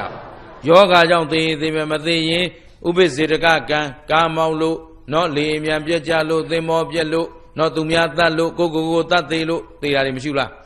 အဲ့ဒါတွေကသူများအသက်တတ်ခဲ့တဲ့ပုဂ္ဂိုလ်တွေရှင်းလားသူများအသက်တတ်ဖူးတဲ့လူကဘယ်တော့မှသက်တမ်းစေမနေရဘူးအဲ့တော့အခုလေရှင်အမြတ်ကြီးကဒါကိုကြုံမြင်သွားလို့ဩကာလေးတစ်ချက်အာရမခိုင်းလိုက်ဟောဒီကလေးမှကိုဝင်ရင့်တဲ့အချိန်ကိုဝင်စိတ်ဆက်တက်ပြီးသေးတယ်တကယ်တော့သူပဲသွားရမှာလေငရဲသွားရမှာသူ့ကံကိုမြင်ထားပြီးသားရှင်သာရိပုတ္တရာကိုတော်မြတ်ကြီးကအနာဂတဉာဏ်နဲ့ကြိုပြီးမြင်ထားတဲ့ငရဲသွားမှာငရဲမသွားအောင်ကယ်လိုက်တာဟုတ်ပြီနော်အဲ့တော့ဒီကလေးမကအဲ့ဒီရွာနာမှာပဲပိတ်တာဖြစ်ဘာဖြစ်လဲဒီရွာနာမှာပဲပိတ်တာဘဝရသွားဆိုတော့ပိတ်တာဖြစ်သွားပြီဆိုတော့ဘဝတစ်လျှောက်လုံးမှာသူလှုပ်ခဲ့ဘူးတဲ့ကုသိုလ်ကဩဃာလေးစိတ်မပတပါနဲ့တငယ်ချင်းတွေခိုင်းလို့နော်ကြောအသိတဲ့ပုဂ္ဂိုလ်ဆိုတာခုခင်ဗျားတို့တန်ခါဂုံကျေးဇူးတွေမရှိဘူးလားတန်ခါဂုံဆိုတာကအနုတ္တရံပုံညခိတ္တံလောကတဒီလောကတတစ်ခုလုံးအတွက်အနုတ္တရံပုံညခိတ္တံကုသိုလ်ကောင်းမှုတို့ရဲ့အနှိုင်းမဲ့ကုသိုလ်တို့ရဲ့စိုက်ပျိုးရာလေယာမြေကောင်းလို့မပြောဘူးလားတန်ခါလက်ဥကလေးတစ်ချီဟာဘယ်လောက်ကျေးဇူးများတယ်ဆိုတာခင်ဗျားတို့ငရဲရောက်မဲ့ဒုက္ခကနေလွတ်မြောက်ပြီးတော့ဘာဖြစ်သွားတော့ပိတ်တာဒါပေမဲ့သူ့မှာဒါနမျိုးစေ့လဲရှိဘူးသီလမျိုးစေ့လဲဘာဝနာမျိုးစေ့လဲမရှိတော့ပိတ်တာဘဝမှာစားစရာလဲဝတ်စရာလဲနေစရာလဲမရှိဘူးအယိုးပြိုင်ထားပြီးနံရိုးတွေခိုင်းကန်ပြီးတော့အယိုးငေါနဲ့မျက်လုံးပြူးနော်ရှာတစ်လစ်နဲ့စားစရာမဲ့တောက်စရာမဲ့ငတ်နေတဲ့ဘဝပိတ်တာမှလေးဖြစ်သွားတယ်ဘာဖြစ်သွားလဲအဲ့ဒီမှာပဲအရှင်မြတ်ကြီးကတခါအဲ့ဒီရွာပြန်ရောက်တဲ့အခိုက်ဆုံးခံကြွတဲ့အချိန်ကြုံပြန်ပြီဟုတ်ပြီနော်ဒါအခုကျတို့ပြောတော့တထိုင်နေအနည်းဆုံး9နှစ်လောက်ကြာသွားပြီဟုတ်လားအဲ့ဒီမှာတစ်ချိန်သူတို့ပြန်ဆောင်ကြပြန်တော့ပိဋ္ဌာမကအရှင်မြတ်ကြီးကြွလာတာနဲ့ဒီတစ်ခါကျတော့သူကဒီလိုအရှင်မြတ်နဲ့တကွာတန်ဃာတော်တွေဆုံးခံကြွလာတာလဲမြင်ရောအာရဝါဒနဲ့ထွက်လာပြီးတော့သူကသူ့ကိုမြင်အောင်ပြဟိုကအဘိညာဉ်ရှိပြီးသားတွေဆိုတော့မမြင်ဘူးလားမြင်တယ်မြင်အောင်ပြပြီးတော့အရှင်ဘုရားကယ်တော်မူပါအရှင်ဘုရားကယ်တော်မူပါဟောအခုကြတော့အရင်ကသူသိသလားဘရောကကောင်းမှလည်းမသိဘူးအခုပိဋ္ဌာမလေးကထွက်လာတော့ရှင်မြတ်ကြီးကမေးပြီဒါရှင်မြတ်ကြီးကသိပြီးသားပေါ့ဗျာဒီကလေးမသူကယ်ထားတဲ့ကလေးမပဲဆိုတာသိတယ်သိပြီမဲ့သူကမေးတယ်ဟဲ့ကလေးမဘယ်လိုဖြစ်တာလဲနင်အဝတ်စားလည်းမပါအယိုးကပြိုင်ထမျက်လုံးကပြူးရုပ်ကလည်းဆိုးလိုက်တာတကိုယ်လုံးလည်းပေတူးလို့ဟုတ်ပြီနော်နင်ဘာလုပ်လဲမှန်ပါဗျာအရှင်မြတ်ဖေဟာကြီးမားတဲ့ကရုဏာနဲ့ကဲတင်ဆောင်ယူခဲ့တဲ့ဖရာတပည့်တော်မှဟောဒီနာကညောင်ပင်လေးအောက်မှာ ဆော့ကစားနေကြတဲ့လွန်ခဲ့တဲ့9 နှစ်ကကလေးသူငယ်လူမမဲတယောက်ပါဖရာဟာနင်ကဘယ်လိုအာကုသိုလ်တွေလုပ်ခဲ့လို့ဒီပုံစံဖြစ်နေတာလဲအရှင်မြတ်ကြီးကထင်ရှားအောင်ပေါ့ဗျာနော်တုတ်တော်တွေထဲမှာကြတော့ဒါကအပြန်အလှန်အမေးအယူပါဠိပုဒ်တွေနဲ့အလွန်ကြီးညိုပွဲရကောင်းတာပေါ့အဲ့တော့ခုပါဠိတော်တွေပြောနေရင်သူတော်ကောင်းတို့တွေမှာကြတော့အာယုံစိုက်မှုအားနည်းပြီးတော့တချို့ကြတော့ညည်းညူတတ်တယ်နော်ပြင်းရည်သွားတတ်တယ်အဲ့ဒါကြောင့်ဦးဇင်းကအပြန်အလှန်ပြောခြင်းပါဠိတော်တွေကိုရှောင်ရှားပြီးတော့မျက်စောင်းထိုးပြီးတော့သူတော်ကောင်းတို့ကိုမြန်မာလိုတက်တက်ပြန်ပြောနေတာအဲ့တော့စာမာကြည့်ခြင်းရင်တော့ဒါက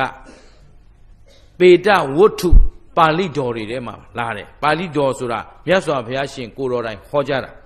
အရှင်သာရိပုတ္တရာကဒီဖြစ်စဉ်ကိုမြတ်စွာဘုရားကိုဝေလူဝံကျောင်းမှာပြန်လျှောက်တယ်မြတ်စွာဘုရားဝေလူဝံကျောင်းတော်မှာပြန်ဟောတယ်ဟောတဲ့တရားမို့လို့ဒါဟာသင်္ဃာယနာတင်ကျမ်းထဲမှာပါတယ်ပေတဝတ္ထုပါဠိတော်ဥပ္ပရိဝက်ဥပ္ပရိဆိုတဲ့အပိုင်းမှာပါတဲ့တန်တာရမောစကပေတဝတ္ထုတဲ့ဟုတ်ပလားစာမရှာခြင်းတဲ့လူကအဲ့ဒီမှာသွားရှာအဲ့တော့ဦးဇင်းတို့ဓမ္မဂရိကတွေပြင်ပေါ်မှာဟောတယ်ဆိုတာဘု து တရားတော့မြတ်စွာဘုရားလို့ပြောဘု து တရားလဲအဲ့တော့အခုလဲဦးဇင်းကဘု து တရားတွေဟောနေတာလေဒါလောကမှာအလွန်ထင်ရှားပြီးတော့ကျေးဇူးများခဲ့တဲ့တရားတစ်ပုဒ်အဲ့တော့အရှင်မြတ်ဘုရားတဲ့လွန်ခဲ့တဲ့9 နှစ်ကအရှင်မြတ်ဘုရားမဆခဲ့တဲ့ကျေးဇူးကြောင့်ကျေးဇူးပြုခဲ့တဲ့တငယ်မပါဖျားတဲ့တပည့်တော်ပြစ်မသွားနဲ့ကဲတော်မူပါဖျားဆိုတော့အရှင်မြတ်ကြီးကသူ့အကြောင်းကိုသိစေခြင်းလို့နှလုံးသွင်းစေခြင်းလို့နေသမ်းမအောင်ဒီလောက်ရုပ်ဆိုးကြီးတန်နေတာအဝတ်မရှိအစားမရှိအယိုးကပြိုင်ပြိုင်ထမျက်လုံးကငေါငေါထွက်နေဘလို့ဖြစ်နေတာတော့ဘလို့အာကုသို့ကြောင့်ဟုတ်ပြီနော်ခုခင်ဗျားတို့ထင်ထားတာကတချို့တွေကဒီဘဝမှာမိုက်လုံးကြီးကြီးနဲ့အာကုသို့လုပ်နေကြတာတွေမရှိဘူးလားတာယေသမီးရဲ့စီဝါရေးလူမှုရေးအတွက်ဂုံတရအတွက်ယာထုအတွက်အာကုသို့အလုပ်တွေကိုမိုက်မဲလုပ်နေတဲ့ပုံကိုယ်တွေကသူတို့ဘာပြောတော့ဆိုအိုးနောက်ဘဝကိုသိတာမှတ်လို့ဒီဘဝဒီကိုစံနောက်ဘဝနောက်ကိုခံဒီလိုလူတွေမရှိဘူးလားအဲ့ဒီလူတွေအတွက်မှတ်သားပါကြည့်ဘုန်းတော်ရှိလာတော်မူသောအရှင်မြတ်ကြီးဖရာတဲ့တကယ်တော့စာထဲမှာလေဒီကလေးမလေးကအရှင်သာရိပုတ္တရာရှင်မြတ်ကြီးကိုကျေးဇူးတင်လွန်းလို့သူကဘယ်လိုခေါ်လို့ဆိုမုနီလို့ခေါ်တယ်မုနီဆိုတာမြတ်စွာဘုရားရဲ့နာမည်နော်မြတ်စွာဘုရားကိုပူဇော်တဲ့ဂုဏ်တုအခုသူကဘုရားတဖွဲ့ရှင်သာရိပုတ္တရာကိုမုနီဟုတ်ပြီနော်သူ့တော့ဘုရားပဲလေသူ့လာခဲ့သွားတာဟုတ်အဲ့တော့အရှင်ဘုရားတဲ့တပည့်တော်ဟာလေတဲ့ကံဤကျိုးကိုမယုံကြည်တဲ့တန်တာရမောစကဆိုတဲ့အယူဝါဒသူများအသက်တတ်တာအပြစ်မရှိဘူးတတ္တဝါဆိုတာလူချွတ်မှကျွတ်တာတချို့လူတွေမရှိဘူးလားအေးအဲ့တော့ဒီတတ္တဝါတွေကလူစားတဲ့အကောင်တွေလူစားဖို့ကိုဖြစ်လာတာအဲ့တော့ဒါဒီတို့ကတတ်တယ်အပြစ်မရှိဘူးဆိုပြီးတော့ငါဖမ်းတာတို့နော်သားကောင်ငါကောင်ပြစ်တာတို့တတ်တာတို့မရှိဘူးလားအေးအဲ့ဒီအလုံမျိုးကိုလုတ်ခဲ့တဲ့တန်တာရမောစကဝါဒပိုင်ရှင်ပါဖရာတဲ့တပည့်တော်ဟောဒီညောင်ပင်အောက်မှာကစားကြိုက်အရှင်ဖျားကြွလာတဲ့အခိုက်နဲ့ကြုံလို့တပည့်တော်မကြော့ပဲနေတဲ့အခါမှာတငယ်ချင်းတွေနဲ့ဇော့အတင်းရှင်ဖျားကြော့ခိုင်းလို့ကြော့ခဲ့ရတဲ့ကလေးမပါဖျားတပည့်တော်ပြုခဲ့တဲ့အာကုသိုလ်ကတော့တပည့်တော်သည်ကံဤကျိုးကိုမယုံကြည်တဲ့မိစ္ဆာအယူကိုရှိခဲ့ပါတယ်အရှင်မြတ်ဖျားတဲ့တပည့်တော်ဒီနေရာမှာပဲလွန်ခဲ့တဲ့အနှစ်900တုန်းကအနှစ်ဘယ်လောက်အခုသူတို့မတွေ့တာဘယ်လောက်ပဲရှိသေးတော့9 နှစ်နော်ဒါပေမဲ့သူပြန်ပြောလိုက်တယ်လွန်ခဲ့တဲ့အနှစ်900ကလည်းဒီလိုပဲဒီတဲ့ဆိုးတဲ့ပိဋ္ဌာအမတယောက်ဖြစ်ခဲ့ပါတယ်။ဘာဖြစ်ခဲ့လဲ။ဟောဒီအရှင်ဘုရားအိဒကဝတီဆိုတဲ့ရွာမှာပဲတပည့်တော်တို့တန်တာရမောစကအမျိုးမှလူဖြစ်လွဲမားစွာနဲ့တတ္တဝါတွေကိုတတ်ဖြတ်အသက်မွေးခဲ့တဲ့အပြစ်ကြောင့်ဘုရားတပည့်တော်ဒီနားမှာနှစ်900စားစရာမရှိတောက်စရာမရှိဝတ်စရာမရှိနေစရာထိုင်စရာမရှိဘဲနဲ့အလွန်ပင်ပန်းတဲ့ဆင်းရဲကိုခံခဲ့ရပါတယ်ဟုတ်ပြီလားပိဋ္ဌာတွေဆိုတာလေပိဋ္ဌာဖြစ်သွားလွယ်တယ်မထင်နဲ့အစားစားရတဲ့ပိဋ္ဌာကလည်းဘလို့အစားစားရလဲဆိုခုနေတို့တရားပွဲလာတော့လမ်းမှာ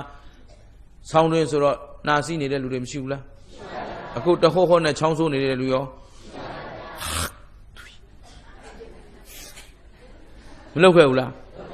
အဲ့ဒါနောက်ကပိဋ္ဌာတွေကတပျော်တစ်ပါးစားနေကြပြီဗျရှင်းလားသူတို့အစာတာပဲ ခင်ဗျားတို့ထမင်းအိုးဟင်းအိုးဆေးပြီးတော့ကြံတဲ့ဟာလေးသွန်အဲ့ထမင်းလုံးလေးတွေလိုက်ကောက်စားရတယ်ဒါတောင်စားခွင့်ရတဲ့ပိတ်တာဒီလိုပိတ်တာမျိုးကြတော့စားခွင့်မရဘူးဘာမှလူတွေပြစ်တဲ့အစာတောင်စားခွင့်ကျင်ကြီးကျင်ငယ်တောင်စားလို့သဘောပါလားတကယ်အကျင့်အယူလွှဲမလို့များအယူတိမ့်လို့ပိတ်တာများဖြစ်သွားရင်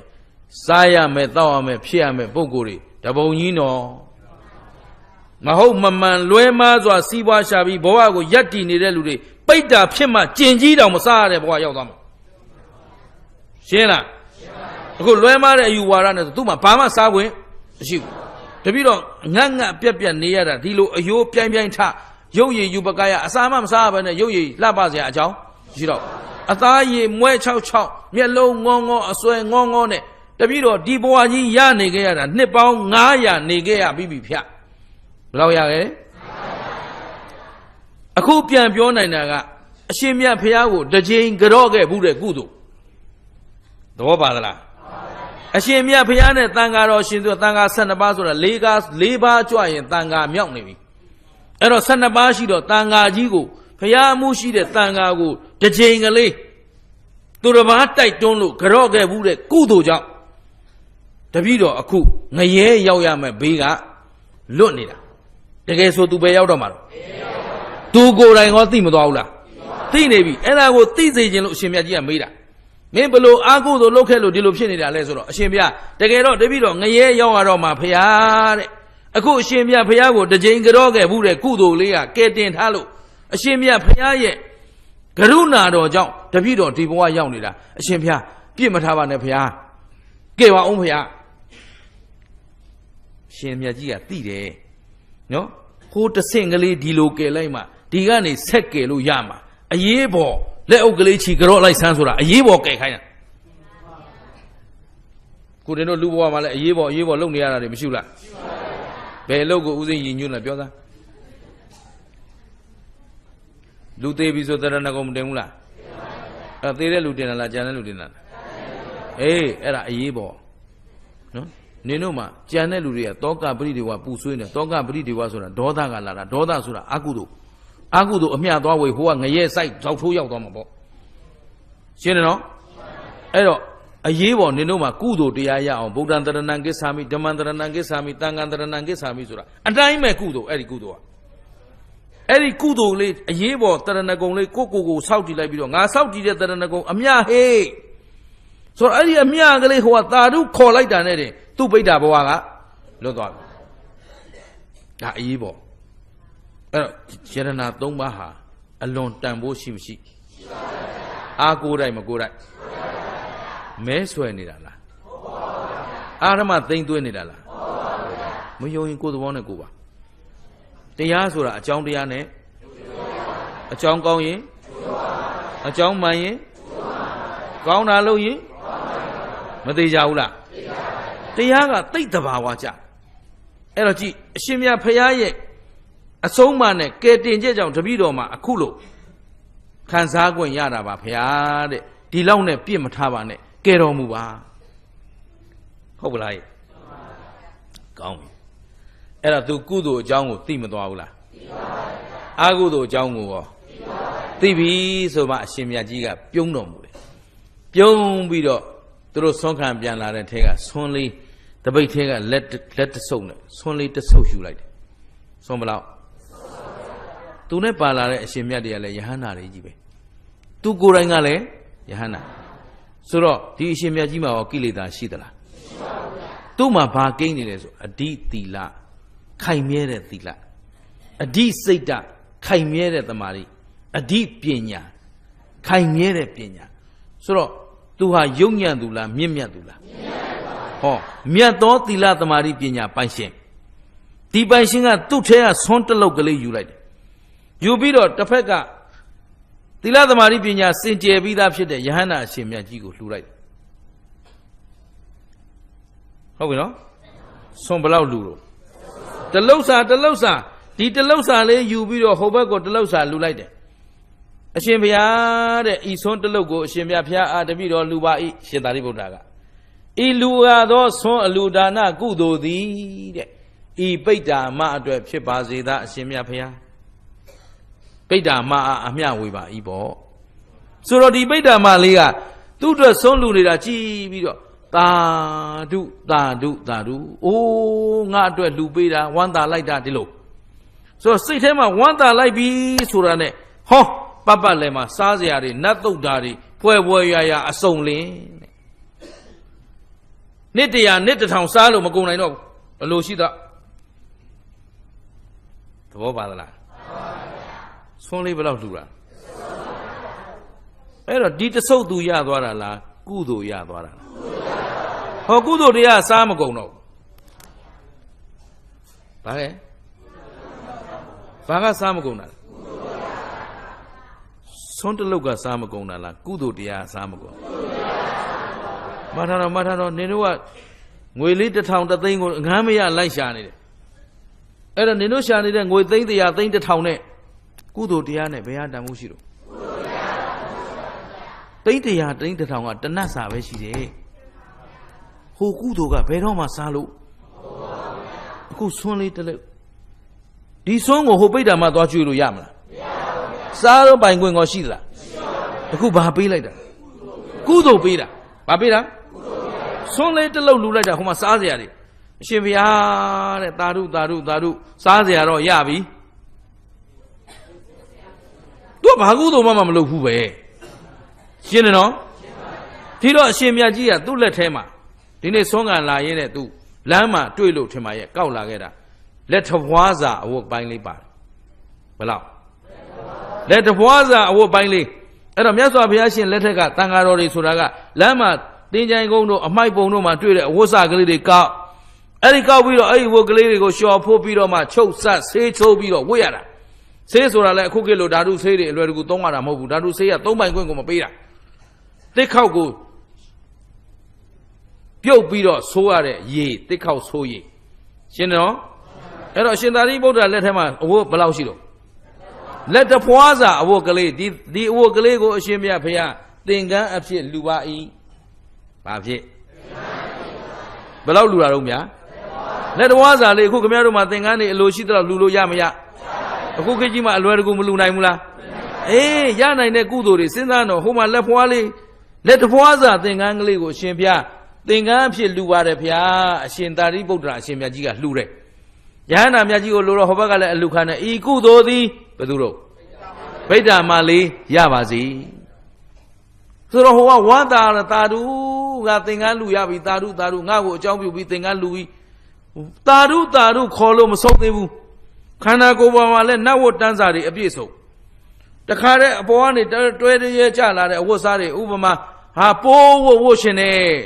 ကြလာပြီဟာဒီအယောင်မကြိုက်ဘူးကြိုက်တဲ့အယောင်သဘောပါသလားဟာလွန်းတရားချင်းဟာရောက်လာပြီရှင်းသလားဟဲ့ဟာဂျပန်ကီမိုနိုမှာအားရောက်ပြီသဘောပါသလားအဲ့တော့ဟာဒါတရုပ်စာကြီးမလိုချင်ဘူးသွားသဘောပါသလားအဲ့တော့တခါတည်းအလိုရှိတဲ့အဝတ်စားအလိုရှိသလိုဘယ်လောက်လူလိုက်တာတော့လက်တဘွားစာအဝတ်ပိုင်းလေးဘာအမှတ်နဲ့လူလိုက်တာသင်္ကန်းရှင်းသလားသင်္ကန်းတွိစုံတစုံလူတာလားသင်းမိုင်တစ်ထည်လူတာလားဘယ်လောက်ကလေးတော့သင်္ကန်းချုပ်ဖို့အလို့ငါလက်တဖွားစာအဝတ်ကလေးကဟိုမှာသုံးလို့မကုန်နိုင်တဲ့အလှူဇာနာတွေအဝတ်တွေရလာပြီအရှင်ဘုရားတဲ့သာဓုပါဘုရားသာဓုပါဘုရားဝတ်เสียလည်းရပြီစားเสียလည်းရပြီဒါပေမဲ့နေဦးတောက်เสียမရှိသေးဘူးမဟုတ် तू ဘာကုသိုလ်မှမလုပ်ဘူးရှင်းလားမထန်တော့ခုနကဩဝါဒပါတိမောက်ထဲမှာပါတယ်တဗ္ဗပါပတအကရဏမကောင်းမှုမှန်သမျှမလုပ်ကြနဲ့ကုသလသာဥပသမ္မာကုသိုလ်ကောင်းမှုကို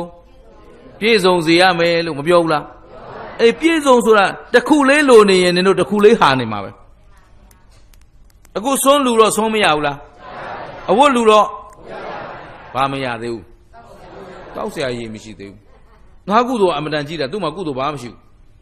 အဲ့တော့အရှင်မြတ်ကြီးဟာလေဘာလို့ရှာတော့ဆိုတော့သူ့ပါတဲ့ရေစစ်ကလေးနဲ့ရေလေးချောင်းစမ်းချောင်းလေးတွေရေခတ်ပြီးတော့ရေတောက်ရေလေးတစ်ခွက်လှူတယ်အရှင်မြတ်ဖျား ဤရေကြီးချမ်းမြဒီတောက်တော်ရေကလေးကိုအရှင်မြတ်ဖျားအားလှူပါ၏ဒီကုသိုလ်သည်ဗိဒ္ဓမဖို့ဖြစ်ပါစေတည်းဒီရေလေးကသာဓုခေါ်လိုက်တာနဲ့ဟိုးအောက်မှာတခါတည်းအမတန်ကျေပြောတဲ့ဒီနေ့အင်းတော်ကြီးကန်လို့နော်မျက်စိတဆုံအခြေကြီးလေးတောင်ဆက်ဆက်ကန်ကြီးနဲ့တခါတည်းအ내ကလည်းပြောလို့မရအောင်နဲ့ပြီးတော့ကြည်စိမ့်နေတဲ့ရေကန်ကြီးနဲ့ဘရုံမာကြာပန်းနေတဲ့တခါတည်းရေတွေအလိုရှိသလိုသုံးလိုသုံးချိုးလိုချိုးတောက်လိုတောက်ပြည့်ပြည့်စုံစုံမရဘူးလားရှင်းသလားဟဲ့ဒါပုံပြောနေတာလားအကြောင်းရှိရင်အကြောင်းကောင်းရင်အကြောင်းမှန်မှကဲဒါဖြင့်အရှင်မြတ်ကြီးကဘာတွေပေးနေတာလဲကုသိုလ်တွေခင်ဗျားတို့ကျုပ်တို့တကယ်အားကိုးရမှာဘာတရားလဲကုသိုလ်တရားကောင်းသောတရားကိုယ်တိုင်လုံးမှကိုယ့်အတွက်ကောင်းကျိုးရမှာဆိုတော့အဖက်ဖက်ကပြည့်စုံတဲ့အကျိုးတရားတွေမရဘူးလားရတော့မှအရှင်မြတ်ဖရာတဲ့တပည့်တော်မှာနတ်သမီးလေးလို့တခါတည်းခန္ဓာကိုယ်ကလည်းလှပပြီးတော့အလွန်ချောမောလှပတဲ့နတ်သမီးနတ်ဝတ်တန်းစာတွေနဲ့နတ်တို့ရဲ့စည်းစိမ်တွေအပြည့်စုံရသွားပြီးတော့အရှင်မြတ်ကြီးကိုတခါလာပြီးကြော့ပြန်အသွင်တဏ္ဍာချင်းတူသေးလားခုဒဘာမလေးတော့ပိဋ္ဌာမအယိုးပြိုင်ပြိုင်မျက်လုံးငေါငေါအစွဲငေါငေါနဲ့တခါလေအယိုးတွေနံယိုးတွေဟိုကကျိုးလို့ကျဲတဲ့နဲ့အလွန်ကြည့်ရဆိုးတဲ့ပေဆုပ်ဆုပ်ပိဋ္ဌာမအခုတော့အလွန်တရာလှပတဲ့နတ်သမီးရှင်းသလားနတ်သမီးလေးတခါလေလာတဲ့အခါကျတော့မှအရှင်မြတ်ကြီးကဟဲ့နတ်သမီးမေးပြန်ပြီမသိလို့မဟုတ်ဘူးသင်ကဘသူတော့အရှင်ဘုရားတပည့်တော်အရှင်ဘုရားရဲ့ကဲတင်ခြင်းကိုခံရတဲ့တပည့်တော်ပိဋ္ဌာမလေးပါဗျာဟဲ့နင်ကဘယ်ကုသိုလ်တွေလုပ်လို့တော့ဟုတ်ပြီနော်ဒါအကြောင်းပဲပြောတာမဟုတ်ဘူးသူ့အယူဆကတန်တာရမောစကကုသိုလ်ဆိုတာလည်းမရှိကုသိုလ်လည်းမရှိကုသိုလ်အကျိုးပေးလည်းမရှိအကုသိုလ်လည်းမရှိအကုသိုလ်အကျိုးပေးလည်းမရှိကံကံဤကျိုးကိုမယုံကြည်တဲ့ဝါဒဒါကြောင့်ပြန်မေးတာနင်ဘယ်ကုသိုလ်တွေလုပ်လို့တော့အရှင်ဘုရားရဲ့ဆွန်းလေးတလုတ်စာဟာတပည့်တော်မှာနှစ်တရာနှစ်တစ်ထောင်စားမကုံအောင်အလိုရှိတိုင်းစားနိုင်တဲ့အာဟာရတွေရခဲ့ပါပြီဖေဟာအရှင်ဘုရားရဲ့လက်တဖွာစာသင်္ကန်းကလေးအလူဟာတပည့်တော်အတွက်ဒီနေရာမှာသူဘာလေးထည့်ပြောလဲဆိုတော့နန္ဒမင်းရဲ့အသုံးဆောင်အဝတ်တွေထက်အလွန်ပေါ်ကျွယ်ဝတဲ့အဝတ်တန်းစာတွေတပည့်တော်ရခဲ့ပါပြီဖေဟာဗာမင်းနဲ့နန္ဒမင်းဟာဒါကလည်းထူးခြားတဲ့ဇလံတစ်ပုဒ်အဲ့ဒါနာခြင်းမနေ့ပြန်မှာကြွားခဲ့နော်ဒီပိဋ္ဌာမလေးကနန္ဒမင်းကိုဥပမာထားပြီးပြောတယ်နန္ဒမင်းကိုဘာလို့ဥပမာထားသလဲဆိုတာမနေ့ပြန်ကြတော့သိမယ်အဲ့တော့သူ့ရဲ့အဝတ်စားတွေကနန္ဒမင်းရထားတဲ့အဝတ်စားတွေထက်တာလွန်များမြောင်နေပါပြီတဲ့အလိုရှိတိုင်းသုံးဆောင်လို့ရနေပါပြီအဲ့တော့ဒီအဝတ်စားတွေဘာကြောင့်ရတာလဲလက်တဘွားစာသင်္ကန်းအလူပြန်ပြောလှူလိုက်တာကရလာတာကအနိုင်မဲ့လိုသလိုသုံးဆောင်လို့ရတယ်ပေးလို့မကုန်လှူလို့မခံရှင်းလားဒါဖြင့်ဒီကုသိုလ်တရားနဲ့ခမည်းတော်ဘဝတွေကိုပြောင်းလဲလို့ကဲတင်လို့သဘောပါသလားတကယ်မြတ်နိုးတန်ဖိုးထားမှာကုသိုလ်တရားရှင်းမလားအရှင်ဘုရားဒီရေကန်ကြီးလည်းကြည်ပါဦးဘုရားကြာမျိုးငါးလီအစုံလီနဲ့တခါတည်းဟင်းသာဆက်ကဝက်ငှက်တွေตาရာစွာနဲ့တောက်လို့တောက်ချိုးလို့ချိုးသုံးလို့သုံးအလွန်ပြည့်စုံနေတဲ့ဟောဒီရေကန်ကြီးဟာလည်းအရှင်ဘုရားရဲ့တောက်တော်ကြီးတစ်ခွက်အလူရှင်းမလားအဲ့တော့ဒီကုသိုလ်တရားတပည့်တော်ကုသိုလ်ကိုလည်းယုံခဲ့ပါပြီဟုတ်ပြီနော်အာကုသိုလ်ကိုလည်းယုံခဲ့ပါကုသိုလ်အကျိုးကိုလည်းတွေ့ရပြီဖေရအာကုသိုလ်အကျိုးကိုလည်းတွေ့ရပါပြီတဲ့အရှင်မြတ်ဖေရဆိုတော့မှအဲ့ဒီမှာလေသူတို့နတ်သမီးနဲ့ပြောဆိုနေတော့ဟိုးခုနကရွာနဲ့ရွာအိဋ္ဌကဝရီယေဒီကရာဇိဆိုတဲ့ရွာတွေကလူတွေကအပြင်ထွက်လာကြဆိုတော့မှမြတ်စွာဘုရားအရှင်သာရိပုတ္တရာဘုရားမြတ်ကြီးကချစ်သမီးတဲ့သူတို့ကိုလည်းမြင်အောင်ပြလိုက်အောင်သူ့အမျိုးတွေအဲ့တော့ဒီအမျိုးတွေပါချွတ်ဖို့လိုရမလို့อ่ะအဲ့တော့အဲ့ဒီအမျိုးတွေလည်းချွတ်တော့မယ်နောက်ထပ်နန္ဒခုနကနန္ဒမင်းဆိုတဲ့အကြောင်းကိုလည်းမနေ့ပြန်ကြတော့သိရအောင်မယ် အဲ့တော့အဲ့ဒါကြတော့မနဲ့ချန်ကြမှာဆက်နာကြနော်ဒီနေ့ကြတော့ခင်ဗျားတို့အခုပိဋ္ဌာမာလေးဘာဖြစ်သွားပြီနတ်သမီးအဲ့တော့နတ်သမီးဖြစ်နေုံနဲ့စိတ်ချရပြီလားအဲ့တော့အယူမှားကလွတ်အောင်ကဲရအောင်မယ်အဲဒီတော့ဒါကိုရှင်မြတ်ကြီးကတရားဟောလိုက်မဗျာအဲ့ဒါမနဲ့ဖြန်မှနာကြသဘောပါလားအဲ့တော့အကြောင်းကောင်းရင်အဲ့တော့တို့လောကကိုလှနိုင်တာပါလေတရားကိုယ့်ဘဝကိုလှစေခြင်းရင်အဲ့တော့လှစေခြင်းရင်ဘာနဲ့ပြင်ရမလဲအဲ့တော့လှခြင်းသူများတရားနာပါလို့မပြောဘူးလားအခုခမည်းတော်ဘဝတွေမှာငွေနဲ့လှအောင်လုပ်လို့မရပါဘူးငွေဘယ်လောက်ရှိလို့မှမလှနိုင်ပါဘူးသဘောပါသလားဒါဆိုယာဓုကွာယာဓုရှိထင်ရဆိုင်လို့ရတာပဲရမလားမရတော့ဘူးခေပြောင်းတော့မှယာဓုသိမ့်မဲ့မနေနဲ့နော်ယာဓုသမားတွေဝန်ကြီးဆိုရင်ထောင်နဲ့နှီးတယ်ပြောတယ်သဘောပါသလားဒါဆိုဂုံဘွဲတွေယူကြရမလားတကယ်အားကိုးရမှာကတရားမှတပါးအားကိုးစရာဒါဖြင့်တရားဆိုတာလဲစာအုပ်ထဲရတရားလားယင်ပတ်ထဲရတရားတရားဘသူကိုယ်တိုင်သိရမှာလဲအဲ့တော့တရားအားကိုးဖို့အတွက်သူတော်ကောင်းတို့မှာလုပ်ငန်းတာဝန်2ရပ်ရှိတယ်လို့မှတ်ပါဗုဒ္ဓဘာသာဝင်မှန်ရဲ့နံပါတ်1မြတ်စွာဘုရားရဲ့အဆုံးအမတရားကိုသိအောင်လုပ်ရမယ်ဘာလုပ်ရမလဲသိယုံနဲ့ပြီးပြီလားသိနေယုံနဲ့လုံလောက်ပြီလားဘာလုပ်ရမလဲကျင့်ရမယ်အဲ့ဒီကြတော့ကျင့်ယုံကျင့်လို့မရဘူးကျင့်လဲကျင့်ရမယ်ဆောင်လဲဆောင်ရခုနင်တို့ဒီကျောင်းတိုင်းမှာတရားစခန်းနေမရှိဘူးလားရှိပါဘူးမဝင်ကြဘူးလားအဲ့တော့စခန်းဝင်နေတဲ့စိတ်နဲ့အိမ်မှာနေတဲ့စိတ်တူလားတူပါဘူးဗျာစခန်းကအကျင့်နဲ့အိမ်ကအကျင့်တူပါဘူးဗျာဩသာဓုအဲ့ဒါကျင့်ပဲကျင့်တယ်မဆောင်ဘူးစခန်းရောက်တော့စခန်းစိတ်အိမ်ရောက်တော့အိမ်စိတ်စခန်းရောက်တော့စခန်းချင်းအိမ်ရောက်တော့အိမ်ချင်းဒါကြောင့်မို့အမေတရားစခန်းပြန်လာမှာကိုအိမ်သားသမီးတွေကြောက်ဘာလို့ဆိုဟိုမှာအောင့်ထားသမျှအိမ်ရောက်ရင်ပွင့်ထွက်တော့မှာတဲ့တတိထားသဘောပါသလားအဲ့တော့ကျင့်ယုံကျင့်လို့မရဘူးကျင့်လဲကျင့်ရမယ်ဆောင်လဲဆောင်ရမယ်အဲ့တော့နံပါတ်1ကသိတရားတိုင်းကျင့်ဆောင်ရမယ်လို့မှတ်ထားအဲ့တော့တို့ရဲ့လုပ်ငန်းတာဝန်မနေရ1ကမြတ်စွာဘုရားရဲ့အဆုံးအမတရားကိုသိအောင်လုပ်ရပါမယ်ဘုရားပြန်ပြော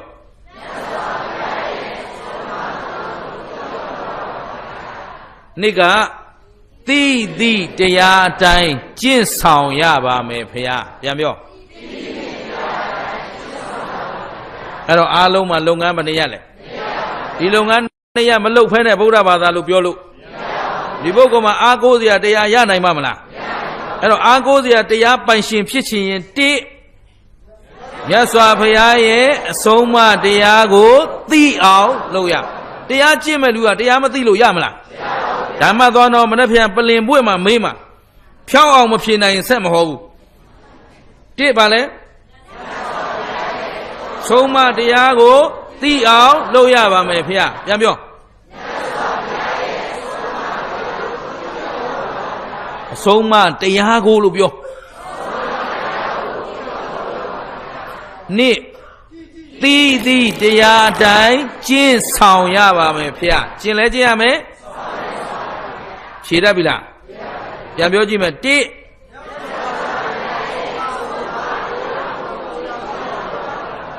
နှစ်မဖြေနိုင်ရင်မဟောဘူးနော်သဘောပါသလားအဲ့ဒီလုပ်ငန်းနှစ်ရပ်မလုပ်ပဲဗုဒ္ဓဘာသာလို့ပြောလို့ကိုဘဝကိုယက်တီလို့ရပါမလားအဲ့တော့ငါတို့အတွက်အားကိုးစရာဟာတရားအခုရှင်သာရိပုတ္တရာကိုရမကြီးကဘာနဲ့ကဲတာလဲတရားနဲ့ကဲတာဒီကုသိုလ်တရားမှတပါးကဲနိုင်တဲ့တရားအဲ့တော့အရှင်မြတ်ကြီးကသူ့ကိုသေချာပြန်မေးပြီးတော့တရားဟောလိုက်ဦးမယ်တရားဟောတဲ့ခါဒီရွာနဲ့ရွာကကျွတ်တန်းဝင်ပြီးတော့သူခုနကပြောလိုက်တဲ့နန္ဒမင်းဆိုတာမရှိဘူးလားနန္ဒမင်းဟာပိဋ္ဌာတိုင်းပိဋ္ဌာဘဝကကျွတ်လို့ဝတ်စားတွေရပြီဆိုရင်ပိဋ္ဌာတိုင်းချီးမွမ်းငန်းဖွင့်တဲ့နန္ဒမင်းနဲ့နန္ဒမင်းဟာဘာကြောင့်ချီးမွမ်းငန်းဖွင့်ရတယ်ဆိုတာနဲ့ပြန်ကြနာကြသဘောပါသလားအဲ့တော့အကြောင်းတရားနဲ့ယုတ်တရားအကြောင်းကောင်းရင်အဲ့တော့ဘယ်သူကိုဘယ်သူအားကိုးမယ်တရားဆိုတာဘယ်မှာရှိ အဲ့တော့သူများကြည့်မလားကိုကိုကြည့်မလားကိုကိုကြည့်ရောယုတ်တရားနဲ့ယုတ်နာတစ်ပါးအောင်မြဲသောတရားလားမမြဲသောတရားလားဘယ်တရားကြည့်ကြည့်ဖြစ်ပြီးရင်ကဲဘာသစ္စာသိတဲ့ဉာဏ်ကသေတာကနောက်ခန္ဓာမလာတာကသစ္စာဘယ်နှချက်ကိုက်အေးကဲဆိုသစ္စာ၄ချက်တစ်ပြိုင်တည်းကိုက်မှသာလျင်တန်တရားဝတ်တွင်းကလွတ်ကင်းနိုင်မှာဖြစ်တဲ့အတွက်မမေ့မလျော့မပေါ်ဆသောတတိမလျှော့သောဇွဲလုံးလာဝရိယလက်ကင်ထားပြီးတော့ဒီဘဝဒီခန္ဓာမစွန့်ကြခင်ဒီတန်တရားကကျွတ်လွတ်ထွက်မြောက်နိုင်အောင်တရားနဲ့အလှဆင်ကြစို့လို့တိုက်တွန်းရင်းနဲ့နာကြစို့